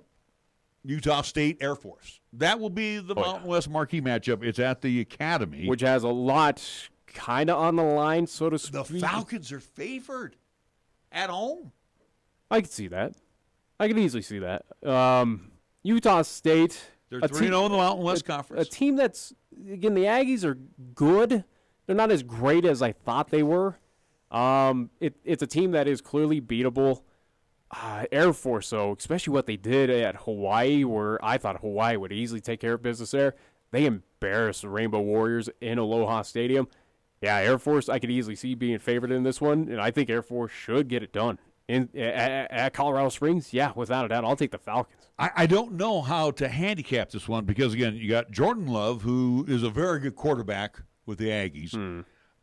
You got the flex bone at Air Force, which is running almost to perfection. But Air Force's defense has proved that they can shut down some of these big time quarterbacks, or at least kind of slow them down. I think it's going to be a low scoring game. I really believe this could be your this could be an old fashioned. You think it's going to shootout? Yeah, it could be. I'm looking more for a low scoring game. We know Air Force can score. We know Utah State can score. This could get out of hand. You think Air Force hands Utah State their first Mo West loss? Yeah, I think so. I would be confident to say yes, they do. Air Force is that good at home, absolutely in Falcon Stadium. Yeah, they easily could hand. If they beat Utah State at the Academy, that's not going to bode well for us Cowboy fans. Because I think talent-wise, Utah State's a little better. I think they are. I think both teams are pretty, as we're kind of in the thick of it right now of 2019 for college football. I'd put both teams probably even on talent level. This is a coin flip, but I give that advantage to just Air Force of just knowing what they do at the Academy and how well they play at Falcon Stadium, that they should take care of business against the Aggies. But no, without a doubt, even if Air Force does win this Utah State game, did I think Wyoming was going to go down at least their finals, at least regular season contest, go down to Colorado Springs and take care of Air Force this season? I didn't think so, and I still don't believe so. Air Force, I think, is a little bit higher, at least on the ladder, talent-wise, than the Wyoming Cowboys that, yes, in Falcon Stadium, Cowboys are going to have a tough time coming away with a victory. I think even though we've had some significant wins in the Mountain West, I think it's a down conference this year. We're definitely, again, which is so bizarre to say because we were so hyped on what they were doing in the non-conference. Getting Pac-12 wins here and there. You got the SEC wins between Wyoming and San Jose State. You were doing this and that. You got the Big Ten victory at Purdue. Again, you look at the non-conference, and now as it kind of at least as it's almost a conference that was doing well at non-conference, but is eating itself alive in Mountain West play. I mean, Utah State is 3-0 in the conference, so. And again, they lost. Lost at Wake Forest so long ago. Yeah, but the the Wake Forest loss, that was the LSU one. Still kind of humbles. LSU is number 3 in the nation right now. Let's be honest. Utah State didn't have a prayer in that game, but I mean, in the Wake beat Forest, San Diego. But again, the Wake Forest contest, that was a big controversy with a blown call here or there that cost the Aggies. But again, they beat San Diego, they beat CSU, they've beat Nevada soundly. Yeah. No, I think Utah State is the team. Both teams are going to be competitive in this one, but I could easily see Air Force jumping over the Aggies. Okay, I'm going to go with the Aggies. But what hurt the Mountain West of recently was more that BYU loss to again, losing to the Cougars and at least now Boise. Provo. Yeah, Boise now being bumped out of one of the probably higher end bowl games. That now. It has that ripple effect across the Mountain West where now, as we talked about it, we talked it at least with Duke yesterday, again, beat writer for the Nevada Wolfpack. It does have a ripple effect where, for instance, again, if Wyoming does come away this season 6-6 again, Nevada, if they go 6-6, what says that? And again, we'll more focus on the Cowboys over there in Laramie of if they go 6-6, it might be another year where they might get bumped. They'll get snubbed. They might get bumped again for a bowl game due to the fact that Boise did have that crushing loss, stopped that undefeated season that they were at least having at that point in time. And again, also too, the kind of strength of schedule that I believe that the Cowboys have had so far has been very weak. Mm-hmm. That might have that ripple effect that now that you take Boise State out of the bigger bowls and now you put them back in kind of the more apropos Mountain West games. Right. It's going to hurt one of the teams lower down. That was about $1 million to $2 million loss for Boise State. Yeah. There's no doubt about it. And the final contest, and I'm sitting here and I'm scratching what's left of the back of my head here with one or two hairs left on it. Mm-hmm. San Diego State is at UNLV. This is at Sam Boyd Stadium, so not too far of a travel for the Aztecs. San Diego State is favored. 5-hour drive. They're only favored by 13 against UNLV. 13 points. Yeah, but we know that the Aztecs do their offense is not that impressive. It's an offense that is slow to get going. We saw that against the Wyoming Cowboys. Do you think UNLV is going to score against them? They could. They could. Probably not. But I don't. Aztecs are not putting up like a 50 spot against this team. I don't. Why see not? That. The Cowboys put up a 50 spot against them. Yeah, I guess that's true. Yeah, I mean, the Cowboys could put a 50 spot up. San Diego State more than likely could too. Maybe. I would still take that line for San Diego State, but even that offense, basically it's just me of like I was shocked. It's more shocked of that Wyoming did put up that 50 spot against UNLV of how weak that offense is. So yeah, sure, why not? If Wyoming could, San Diego State could do it too. I don't know. Does UNLV win that game? No. Do I take the 13 points at San Diego? Absolutely. Do I care about that game? No. No, but I'm just going. We're going through the Mountain West here while we have. I'm just saying UNLV is not winning at home. All right, we are going to take a timeout. We'll come back. It's our time to throw it out there. Who's going to win? Who's going to lose? And I don't know where we're at in the standings. We'll be right back. We are the key to your cleaning success. The Key People that provides affordable office and professional cleaning services for over 40 years with exceptional customer care. All of our contractors have background checks and are licensed and bonded. We guarantee you a safe and secure service that is tailored to your individual and business needs.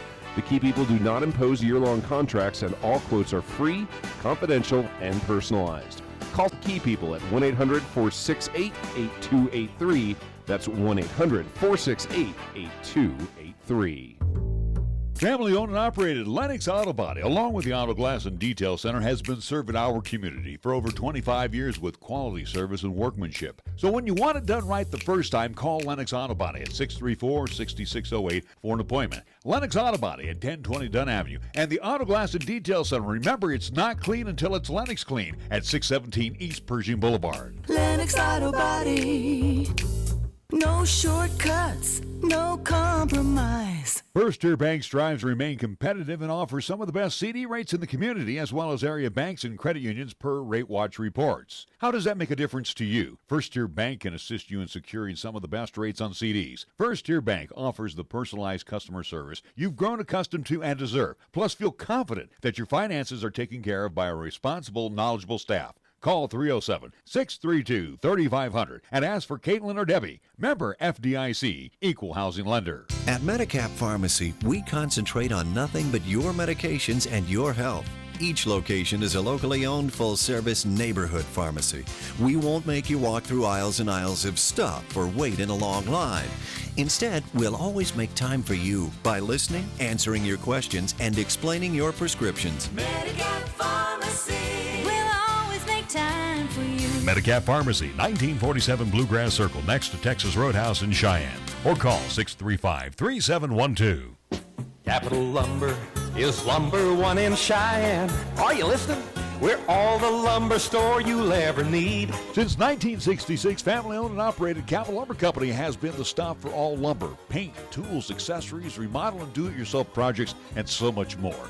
Now, Capital Lumber Company announces the beginning of a tasty relationship with Traeger Grills, as they now have in stock several models of Traeger Grills, along with pellets and accessories. Capital Lumber Company at 1222 Dunn Avenue in Cheyenne. Welcome to the biggest thing in tacos since tacos.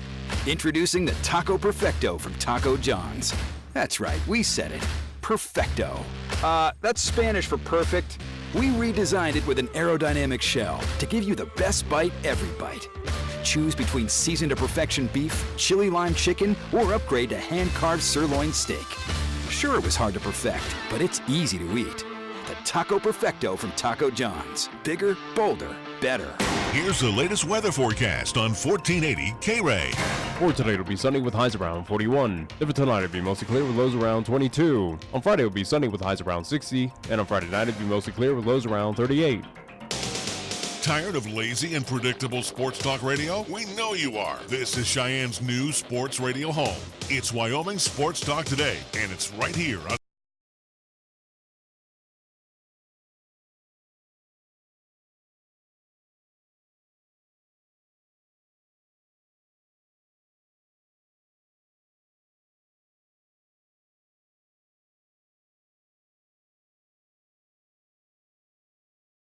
Well, as Nick mentioned while we went to the break, that we are tied. But that's nothing to get all hyped up about. We're 15-20. That is absolutely pitiful. Yeah, but I made the comeback to tie it up with you. So what? It's still pitiful. It's 5 games under 500. You were so amped up of, hey, I got this massive lead, and you had no 2 shot. games. So what? I still tied with you. And again, here it is where... All right. Well, we'll see after this weekend who will be where. I'm just saying.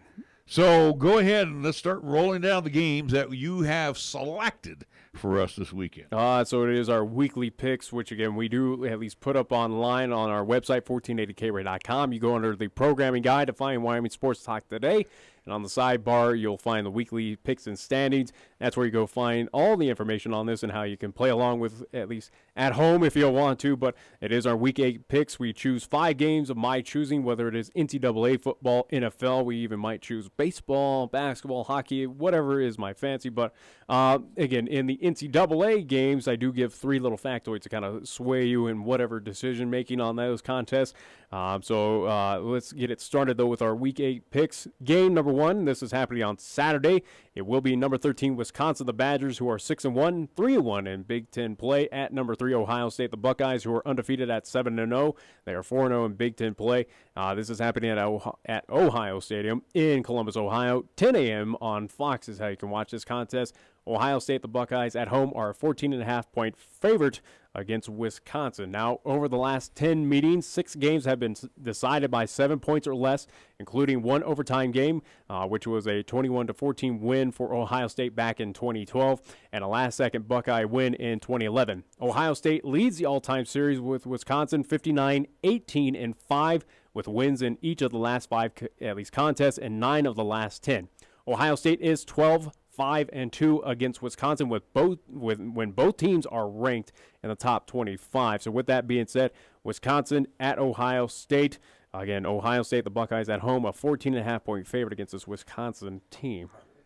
You know, the loss did not help the Badgers against the Illini last week. But the thing with Ohio State is you got to score.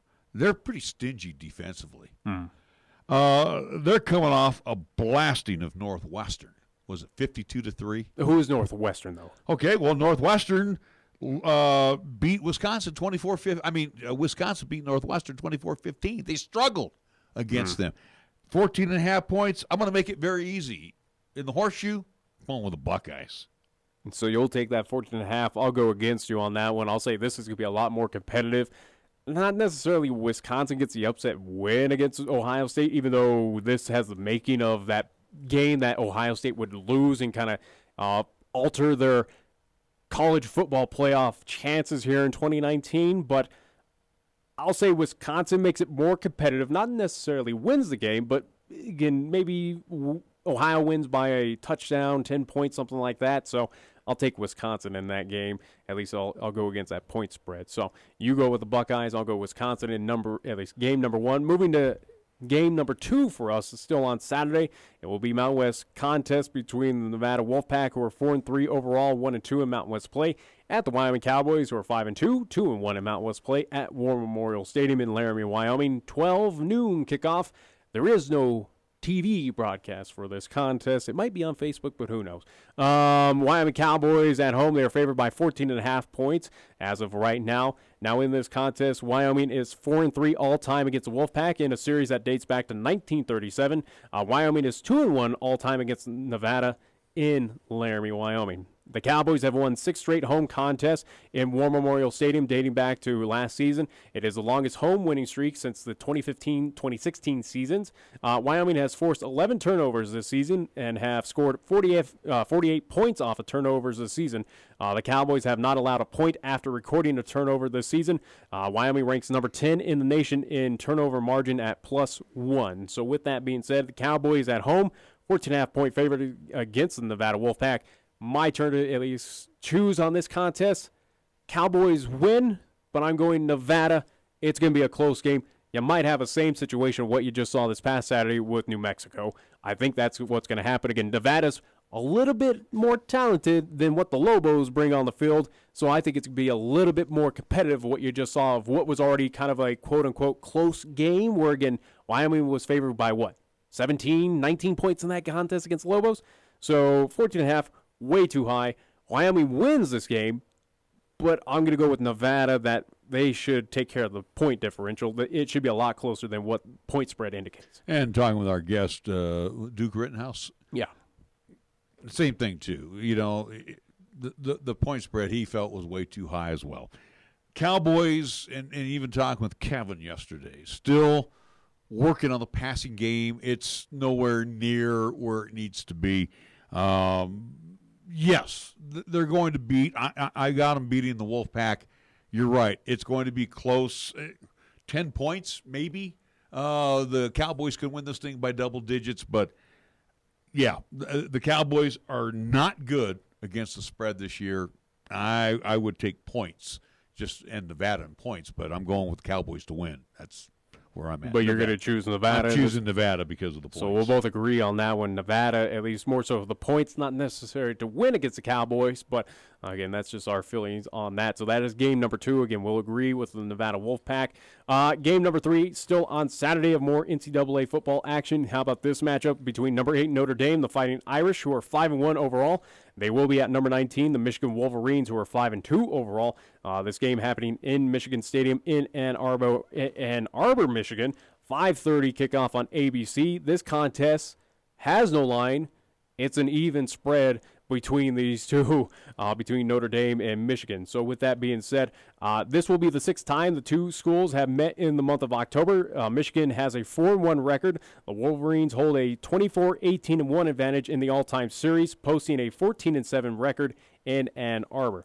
Now for Jim Harbaugh, this will be his first time facing off against Notre Dame Fighting Irish at Michigan Stadium. And then also, too, Michigan has compiled a 33-26 record in games starting after 5 p.m. So with that being said, again, for Michigan taking on Notre Dame, it's an even line, so it's a straight pick 'em in this contest.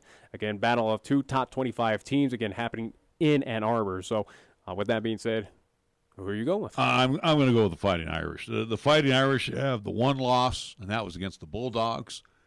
They defensively, you're going to score against them, but they outscore you. So with Michigan, even in Ann Arbor, it unfortunately for Harbaugh, it's going to be his 3rd loss of the year, and they're going to have a lot of boo birds there. But Fighting Irish win this one, and the line is even. Neither team is that impressive. Yeah, but the line again. You don't even give Michigan 3 points for being at home. Well, that's because, again, Michigan is not all that impressive. That's right. And again, Notre Dame. Same with Notre Dame. I'm not sold on that team But either. Notre Dame can put points on the board. So I think they can outscore you. And under Jim Harbaugh offense, they can score 2. We've seen that with the Wolverines, but I would agree with you. Notre Dame should win this game on the road. This one, yeah. Michigan, I don't think is as talented as the Fighting Irish, but again, neither team is all that impressive. They have pretty bad losses so far. Notre Dame, yeah, on the road, you should get it done even in the primetime matchup, and that's all needs to be said and done. Again, Jim Harbaugh, especially being head coach at Michigan, has yet to get one of those quality wins, so to speak, that big-time win, whether it's on the road or at home there in Michigan. I don't think he still gets it. I think the clock is starting to wind down for Jim Harbaugh at Michigan, of where they held standards way high, and they should. Again, a Wolverines program that is known for winning, known for national championships, they expect nothing less, and that's what you brought this guy in for. I think Jim Harbaugh's time there at Michigan is starting to kind of wear thin. Well, nobody has been able to replace the legendary Bo Schembechler. Oh, yeah. They've had coach after coach after coach. Jim Harbaugh was supposed to be that savior coming from San Francisco. And again, give Harbaugh former his Michigan due. alum as Yeah. well, too, former QB for the Wolverines. Give Harbaugh his due what he did with the 49ers, but he has not been able to resurrect this team into a consistent top 10 team every year. Not going to happen against Notre Dame. Yeah, so we'll both agree with the Fighting Irish there in game number 3. We'll move to game number 4 on Sunday, as we'll have NFL action here. We'll start early in the Sunday with the Carolina Panthers, who are 4-2 overall. They'll be at the San Francisco 49ers, who are undefeated at 6-0. This game happening at Levi Stadium in Santa Clara, California. 2:05 kickoff on Fox is how you can watch this game on Sunday. 49ers at home against the Carolina Panthers are 5.5-point favorites in this game. For the 49ers, their first true test outside of the LA Rams contest that they did get a victory in, a very pretty easy win for the 49ers again on the road. But now at home, a true home test for the 49ers. 5.5 against Carolina. I'm not sold on this Panthers team. Granted, the 49ers have not really proven a whole lot to me. I still think at home in front of that fan base, Jimmy G coming off of the close Mud Bowl victory that was out there in Washington, this is a team that has a load of momentum. You got a new plaything out there with one Emmanuel Sanders if you're Jimmy G, a new target to at least alleviate some pressure from George Kittle and the rest of that staff out there. 49ers, I'll take the 5.5. They'll win. They'll probably win by a touchdown, 10 points, something like that. So, yeah, I'll gladly take the 49ers in that game. Well, again, you're still without Cam Newton. So let's be realistic. Kyle Allen is going to be the guy to, lead the Panthers along with Christian McCaffrey. Who McCaffrey is basically, he's the do-all, be-all. He's weighted the entire at least team on his shoulders. So, but again, now you're taking on a talented 49ers team, again, on the road. Who are good against the run. They're good against the pass. Yeah. So, the 49ers, and even at Washington in the Mud Bowl this past Sunday, they still found a way to win. I mean, it was almost like, the rain gods came out and said, no, we want you to lose your first game. And the Niners said, no, it's not going to happen. The Niners going to be back at home. You talk about the new wide receiver to throw to Emmanuel Sanders. You're going to see a very happy Emmanuel Sanders. He is glad to be out of Denver. Denver's glad to get rid of him. And again, he goes with the flow. Hey, they're winning.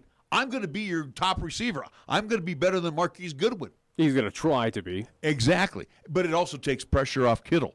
Niners are going to score. Well, yeah, it definitely takes the spotlight off of Kittle, without a doubt. And again, what it's going to do is going to boost the Niners' offense, more points in the end zone. Again, these guys are without Cam Newton. I wouldn't even go with them with Cam Newton. I'm with you on the Niners on this one. Yeah, they went going away. Yeah, so we'll both agree with the 49ers at home to take care of business against the Carolina Panthers for our anticipation that the Niners still remain undefeated and go 7-0. But so we'll agree on that. Moving to game number 5 of our Week 8 picks, as we'll stay on NFL action, and we'll move to later on that Sunday between Green Bay, the Packers, who are 6-1 overall. They'll be at the Kansas City Chiefs, who are 5-2. This is happening at Arrowhead Stadium in Kansas City, Missouri. 6:20 kickoff on NBC for the Sunday night football game. Green Bay, though, on the road is a 3.5-point favorite against this Kansas City Chiefs team. No. They've had a lot of success at Lambeau Field. They were going up against the Raiders secondary last week. Even though Patrick Mahomes is hurt, Matt Moore, very capable backup. Kansas City has a very good defense. Ask Joe Flacco how many times he sat on his wallet last week. Yes. Well, that's because Denver's offensive line is terrible. Rodgers has to do a lot of ad-libbing as well. Yeah. He's not going to be able to ad-lib quite as well against Kansas City. And I'm not sold on that offensive line for Green Bay either. Where exactly. That defense for Kansas City easily could get to Aaron Rodgers. But I say Kansas City actually wins the game. It's going to be a low-scoring affair. Rodgers won't throw for 5 touchdowns and run for another. Not going to happen. Kansas City will kind of limp along with Mahomes being on the sideline, and they're that good to get by with a win at home against Green Bay. But Kansas City has proven that they are beatable at home. Green Bay against 6-1, who are showing that they are for real. They're back as a top dog dominant team in the NFC, if not across the NFL. This is another test for Green Bay to kind of prove themselves. And again, 3.5 on the road for the Packers. As much as it hurts, I believe in Kansas City, and I think that they could win this game. But I'll take that Packers get the victory on the road against Kansas City. I think this is another statement win to prove to the rest of the NFL of, yes, we are for real. Look what we just did. We can compete and take down the best of the best in the NFL, or at least what you think is the best of the best. And I think that's what's going to happen is probably a 7, 10-point, 14-point victory for Green Bay on the road.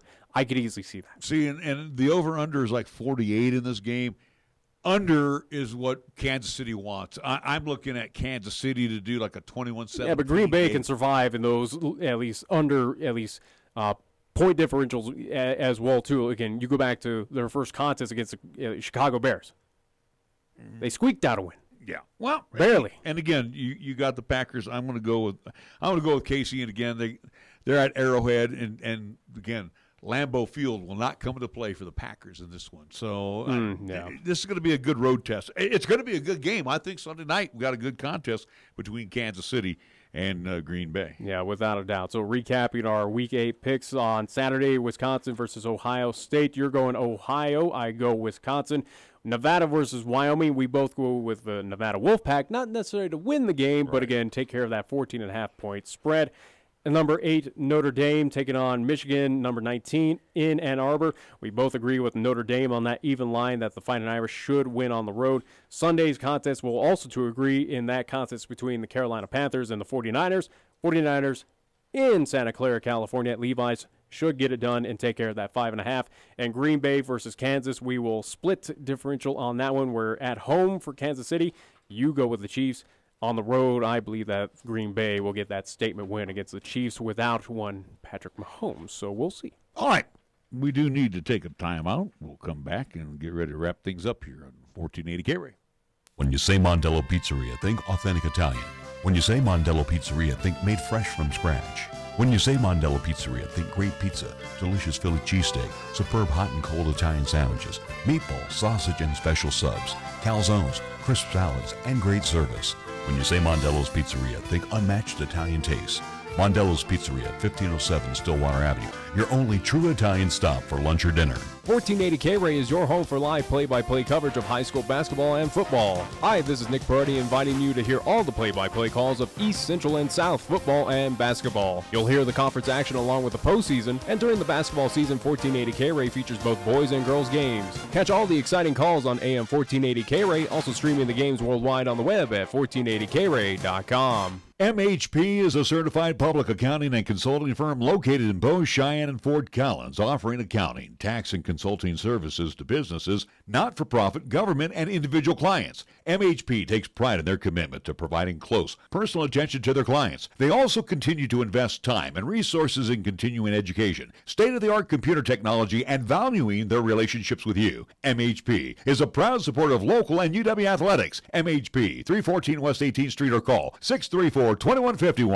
The team at Chick-fil-A, Windmill and Delrange, directly across from Powers Field and Menards, are proud sponsors of the student-athletes for the 2019-2020 school year for high school and LCCC. Not only do they support the athletes, but they are ready for your next cater-out event, meeting, or gathering. A special thank you to Chick-fil-A and all they do for 1480 KRAE and our sister station KYOI-FM during the year. For more information, call Chick-fil-A at 638-4444. At Platte Valley Bank, we love to see our customers come through the door.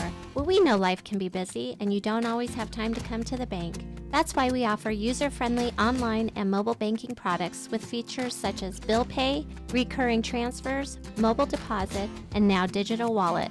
At Platte Valley Bank, you can manage your money how you want, when you want. Whether you prefer to bank in person, over the phone, or online, Platte Valley Bank makes it easy to take care of your finances. Platte Valley Bank, member FDIC. B&B Appliance and TV has been your locally owned appliance store for 49 years. Not only do we offer several major brands, we also service what we sell. And we have the largest parts department in Laramie County. Next time you're in a big box store, just ask to see their parts and service department. Then come visit the appliance experts at B&B Appliance and TV, 714 Central Avenue. Best brands, hometown service. We are the key to your cleaning success. The Key People that provides affordable office and professional cleaning services for over 40 years with exceptional customer care. All of our contractors have background checks and are licensed and bonded. We guarantee you a safe and secure service that is tailored to your individual and business needs. The Key People do not impose year-long contracts, and all quotes are free, confidential, and personalized. Call the Key People at 1-800-468-8283. That's 1-800-468-8283. Are you looking for a pharmacist who will actually take the time to talk to you? Then come to Medicap Pharmacy. We're dedicated to healthcare only, which means we'll fill your prescription quickly, and then we'll make time to listen, answer your questions, explain your prescriptions, and tell you about possible drug interactions. Medicap Pharmacy, we'll always make time for you. Medicap Pharmacy, 1947 Bluegrass Circle, next to Texas Roadhouse in Cheyenne. Or call 635-3712. Capital Lumber is number one in Cheyenne. Are you listening? We're all the lumber store you'll ever need. Since 1966, family-owned and operated Capital Lumber Company has been the stop for all lumber, paint, tools, accessories, remodel and do-it-yourself projects, and so much more. Now, Capital Lumber Company announces the beginning of a tasty relationship with Traeger grills, as they now have in stock several models of Traeger grills, along with pellets and accessories. Capital Lumber Company at 1222 Dunn Avenue in Cheyenne. Here's the latest weather forecast on 1480 KRAE. For today, it'll be sunny with highs around 41. Then for tonight, it'll be mostly clear with lows around 22. On Friday, it'll be sunny with highs around 60. And on Friday night, it'll be mostly clear with lows around 38. When it comes to sports talk in Cheyenne, it's a whole new ballgame. Let's play ball! You're listening to Wyoming Sports Talk today, and it's only here on AM 1480 KRAE.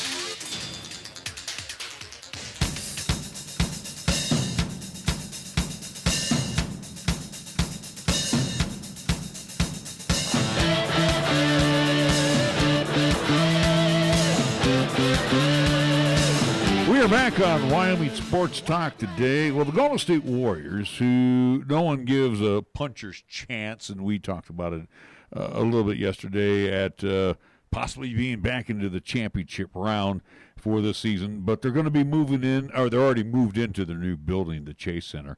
It's amazing in San Francisco, Nick, that you have the beautiful now Oracle Field, Oracle Stadium for the Giants, and again, then you have this beautiful Chase Center, but the rest of the city is going to pot.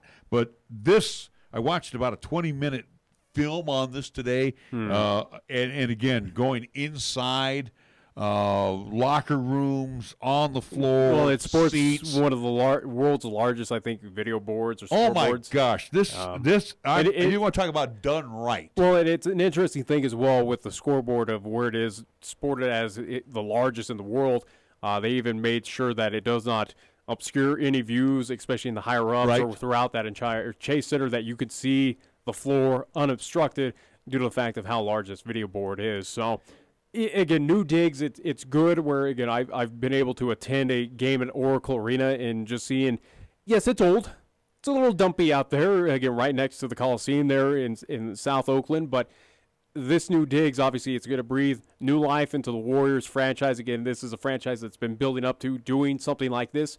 Again, in homecoming, so to speak, for a team that was at least – on the move from the Philadelphia Warriors to the then San Francisco Warriors. So it's a little bit of long time coming for this franchise. And again, it hurts the fans out of Oakland. Could Oakland fans make that trip across the Bay Bridge? Why not? Yeah, they could. And I think they would. San Francisco's not going to sell it out. It's interesting you mentioned about Oracle. I was there before you when it was the Oakland Coliseum Arena, and it was still dumpy back then. Yeah, but we're talking in the 70s, Nick. We're talking about that arena that has been there about as long as the Coliseum. It shows its age. Again, so when you walk in there, yes. How long will this thing be before it starts showing its age? Is it going to be a 15, 20-year deal and knock it down, and we're going to build something else?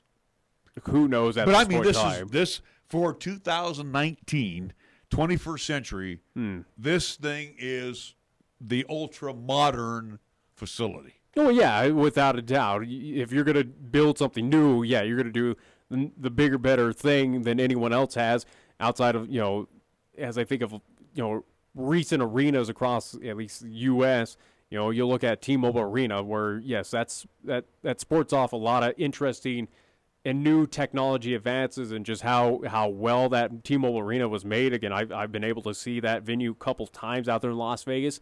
But again, does it surprise me that they went, hey, here's the largest scoreboard and here's all this attractiveness to get fans out there? And again, it's not even going to be home to Warriors games. They're going to have concerts, they're going to have events, they're going to have WWE events, whatever they want there in San Francisco. It now gives that opportunity, though, for the folks on the west side of the Bay Area, those in San Francisco where you had to go over to Oracle to go enjoy stuff. Now it's your chance to take advantage of this and no longer at least have to sit in the shadow of the Cow Palace. And ironically, too, with this being in San Francisco and building new buildings, you got to make them earthquake-proof. And already they've had an earthquake here. I think it was on the 15th. They had a 4.7 shaker.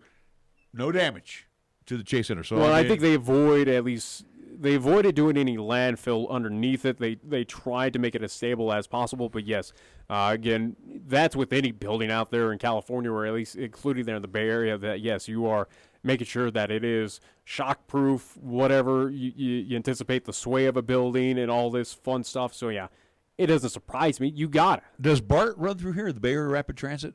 Not next to it. Okay, I was just wondering if it had the train service. No, I was just curious. I don't think so. Because, you again, when you're in these big cities, you're sitting there and you're going, where do you park at? That was the big question for Chase Center. I do believe they established parking structure, if not underground parking as well, where, yes, it's a nightmare out there, especially that area sitting on the bay. Again, yeah. Oracle has that issue. Chase Center, I wouldn't doubt it's going to have that issue as well too, but I do believe they established some parking structures around there, made room for it, if not tearing down other buildings in that area to make way for parking. So it's probably be a tight fit out there. But I think they thought of that and got it done, or at least anticipated the sellout crowds, especially for Warrior games that they would anticipate of, a couple, 17, 20,000, however many that thing could fit. 18,605. Either way, though. So, again, you're anticipating that you're going to have those sellout crowds with this franchise of how well it's doing. So you had to imagine that was also too in the back of their minds of, okay, we need to make room for this. Right. So anyway, just wanted to mention that real quick, the Chase Center. One last bit of business. It's travel day today. Game 3, 4, if necessary, 5. And you're still calling for a sweep? Yeah, again, how can you not, especially after what happened in Game 2? Holy moly, did they knock the snot out of the Astros last night? 12-3. I'm telling you, Washington's the better team right now, and I don't think Houston's going to be at all competitive. Washington's proving that on all aspects, whether it is, again, I told you, Verlander's beatable. We've known that. We've known that not even as a Houston Astro, as a Detroit Tiger, wherever the hell he's been. Verlander's beatable in the postseason. We know that. And he's not that superhuman. Even him and Strasburg were hittable last night. Yeah. It's just the Nationals get hot at the right time. Without a doubt. And they're the hottest team at the perfect time, and it's going to continue where now you have the unbelievable, at least the unimaginable home field advantage now where, again, you're up 2-0. You went above and beyond what you needed to do against Houston at Minute Maid Park. You took 2 away from them. I would have never suspected. I don't think Houston gets 1. I really don't. I think Washington sweeps them, and it pulls off the unbelievable underdog, at least come from behind story. I think this is probably your biggest Cinderella story in baseball in quite some time. Yes, it will be wrapping outside up of probably what the decade. The Miracle Mets and that story. But I think for the Nationals, they're up there of what they did this season if they are able to sweep, and how heavily favored Houston was heading into the series. We're talking a possible sweep. That's unbelievable. Yeah, so, again, no game tonight. Game 3 will be tomorrow evening from Nats Park. And really, it's lost its luster. You have. I don't think so. Again, if anything, it's lost for the Nationals. I know, but it's lost the television market. No one. It's not all that exciting. Zach Greinke will throw tomorrow in my mind, for Houston. In my mind, it's something you watch, though, because you're watching this underdog, this Cinderella story that's happening with Washington Nationals, a team that shouldn't be here, who's doing something special. It might draw some more eyes tomorrow night. I don't know. Greinke and Sanchez tomorrow for the Nationals. That will be a 6:07 Mountain Time start. I'm curious more to see that crowd in Washington, D.C., of just how loud, how unbelievable that crowd gets there at Nationals Park for this team, where, again, you are 2 wins away from at least your first World Series championship. Yeah. And, again, I don't want to see a sweep, but I am probably leaning right now. If they take Game 3 tomorrow, yeah, it's not looking good for Game 4 for the Astros. We got to wrap things up here.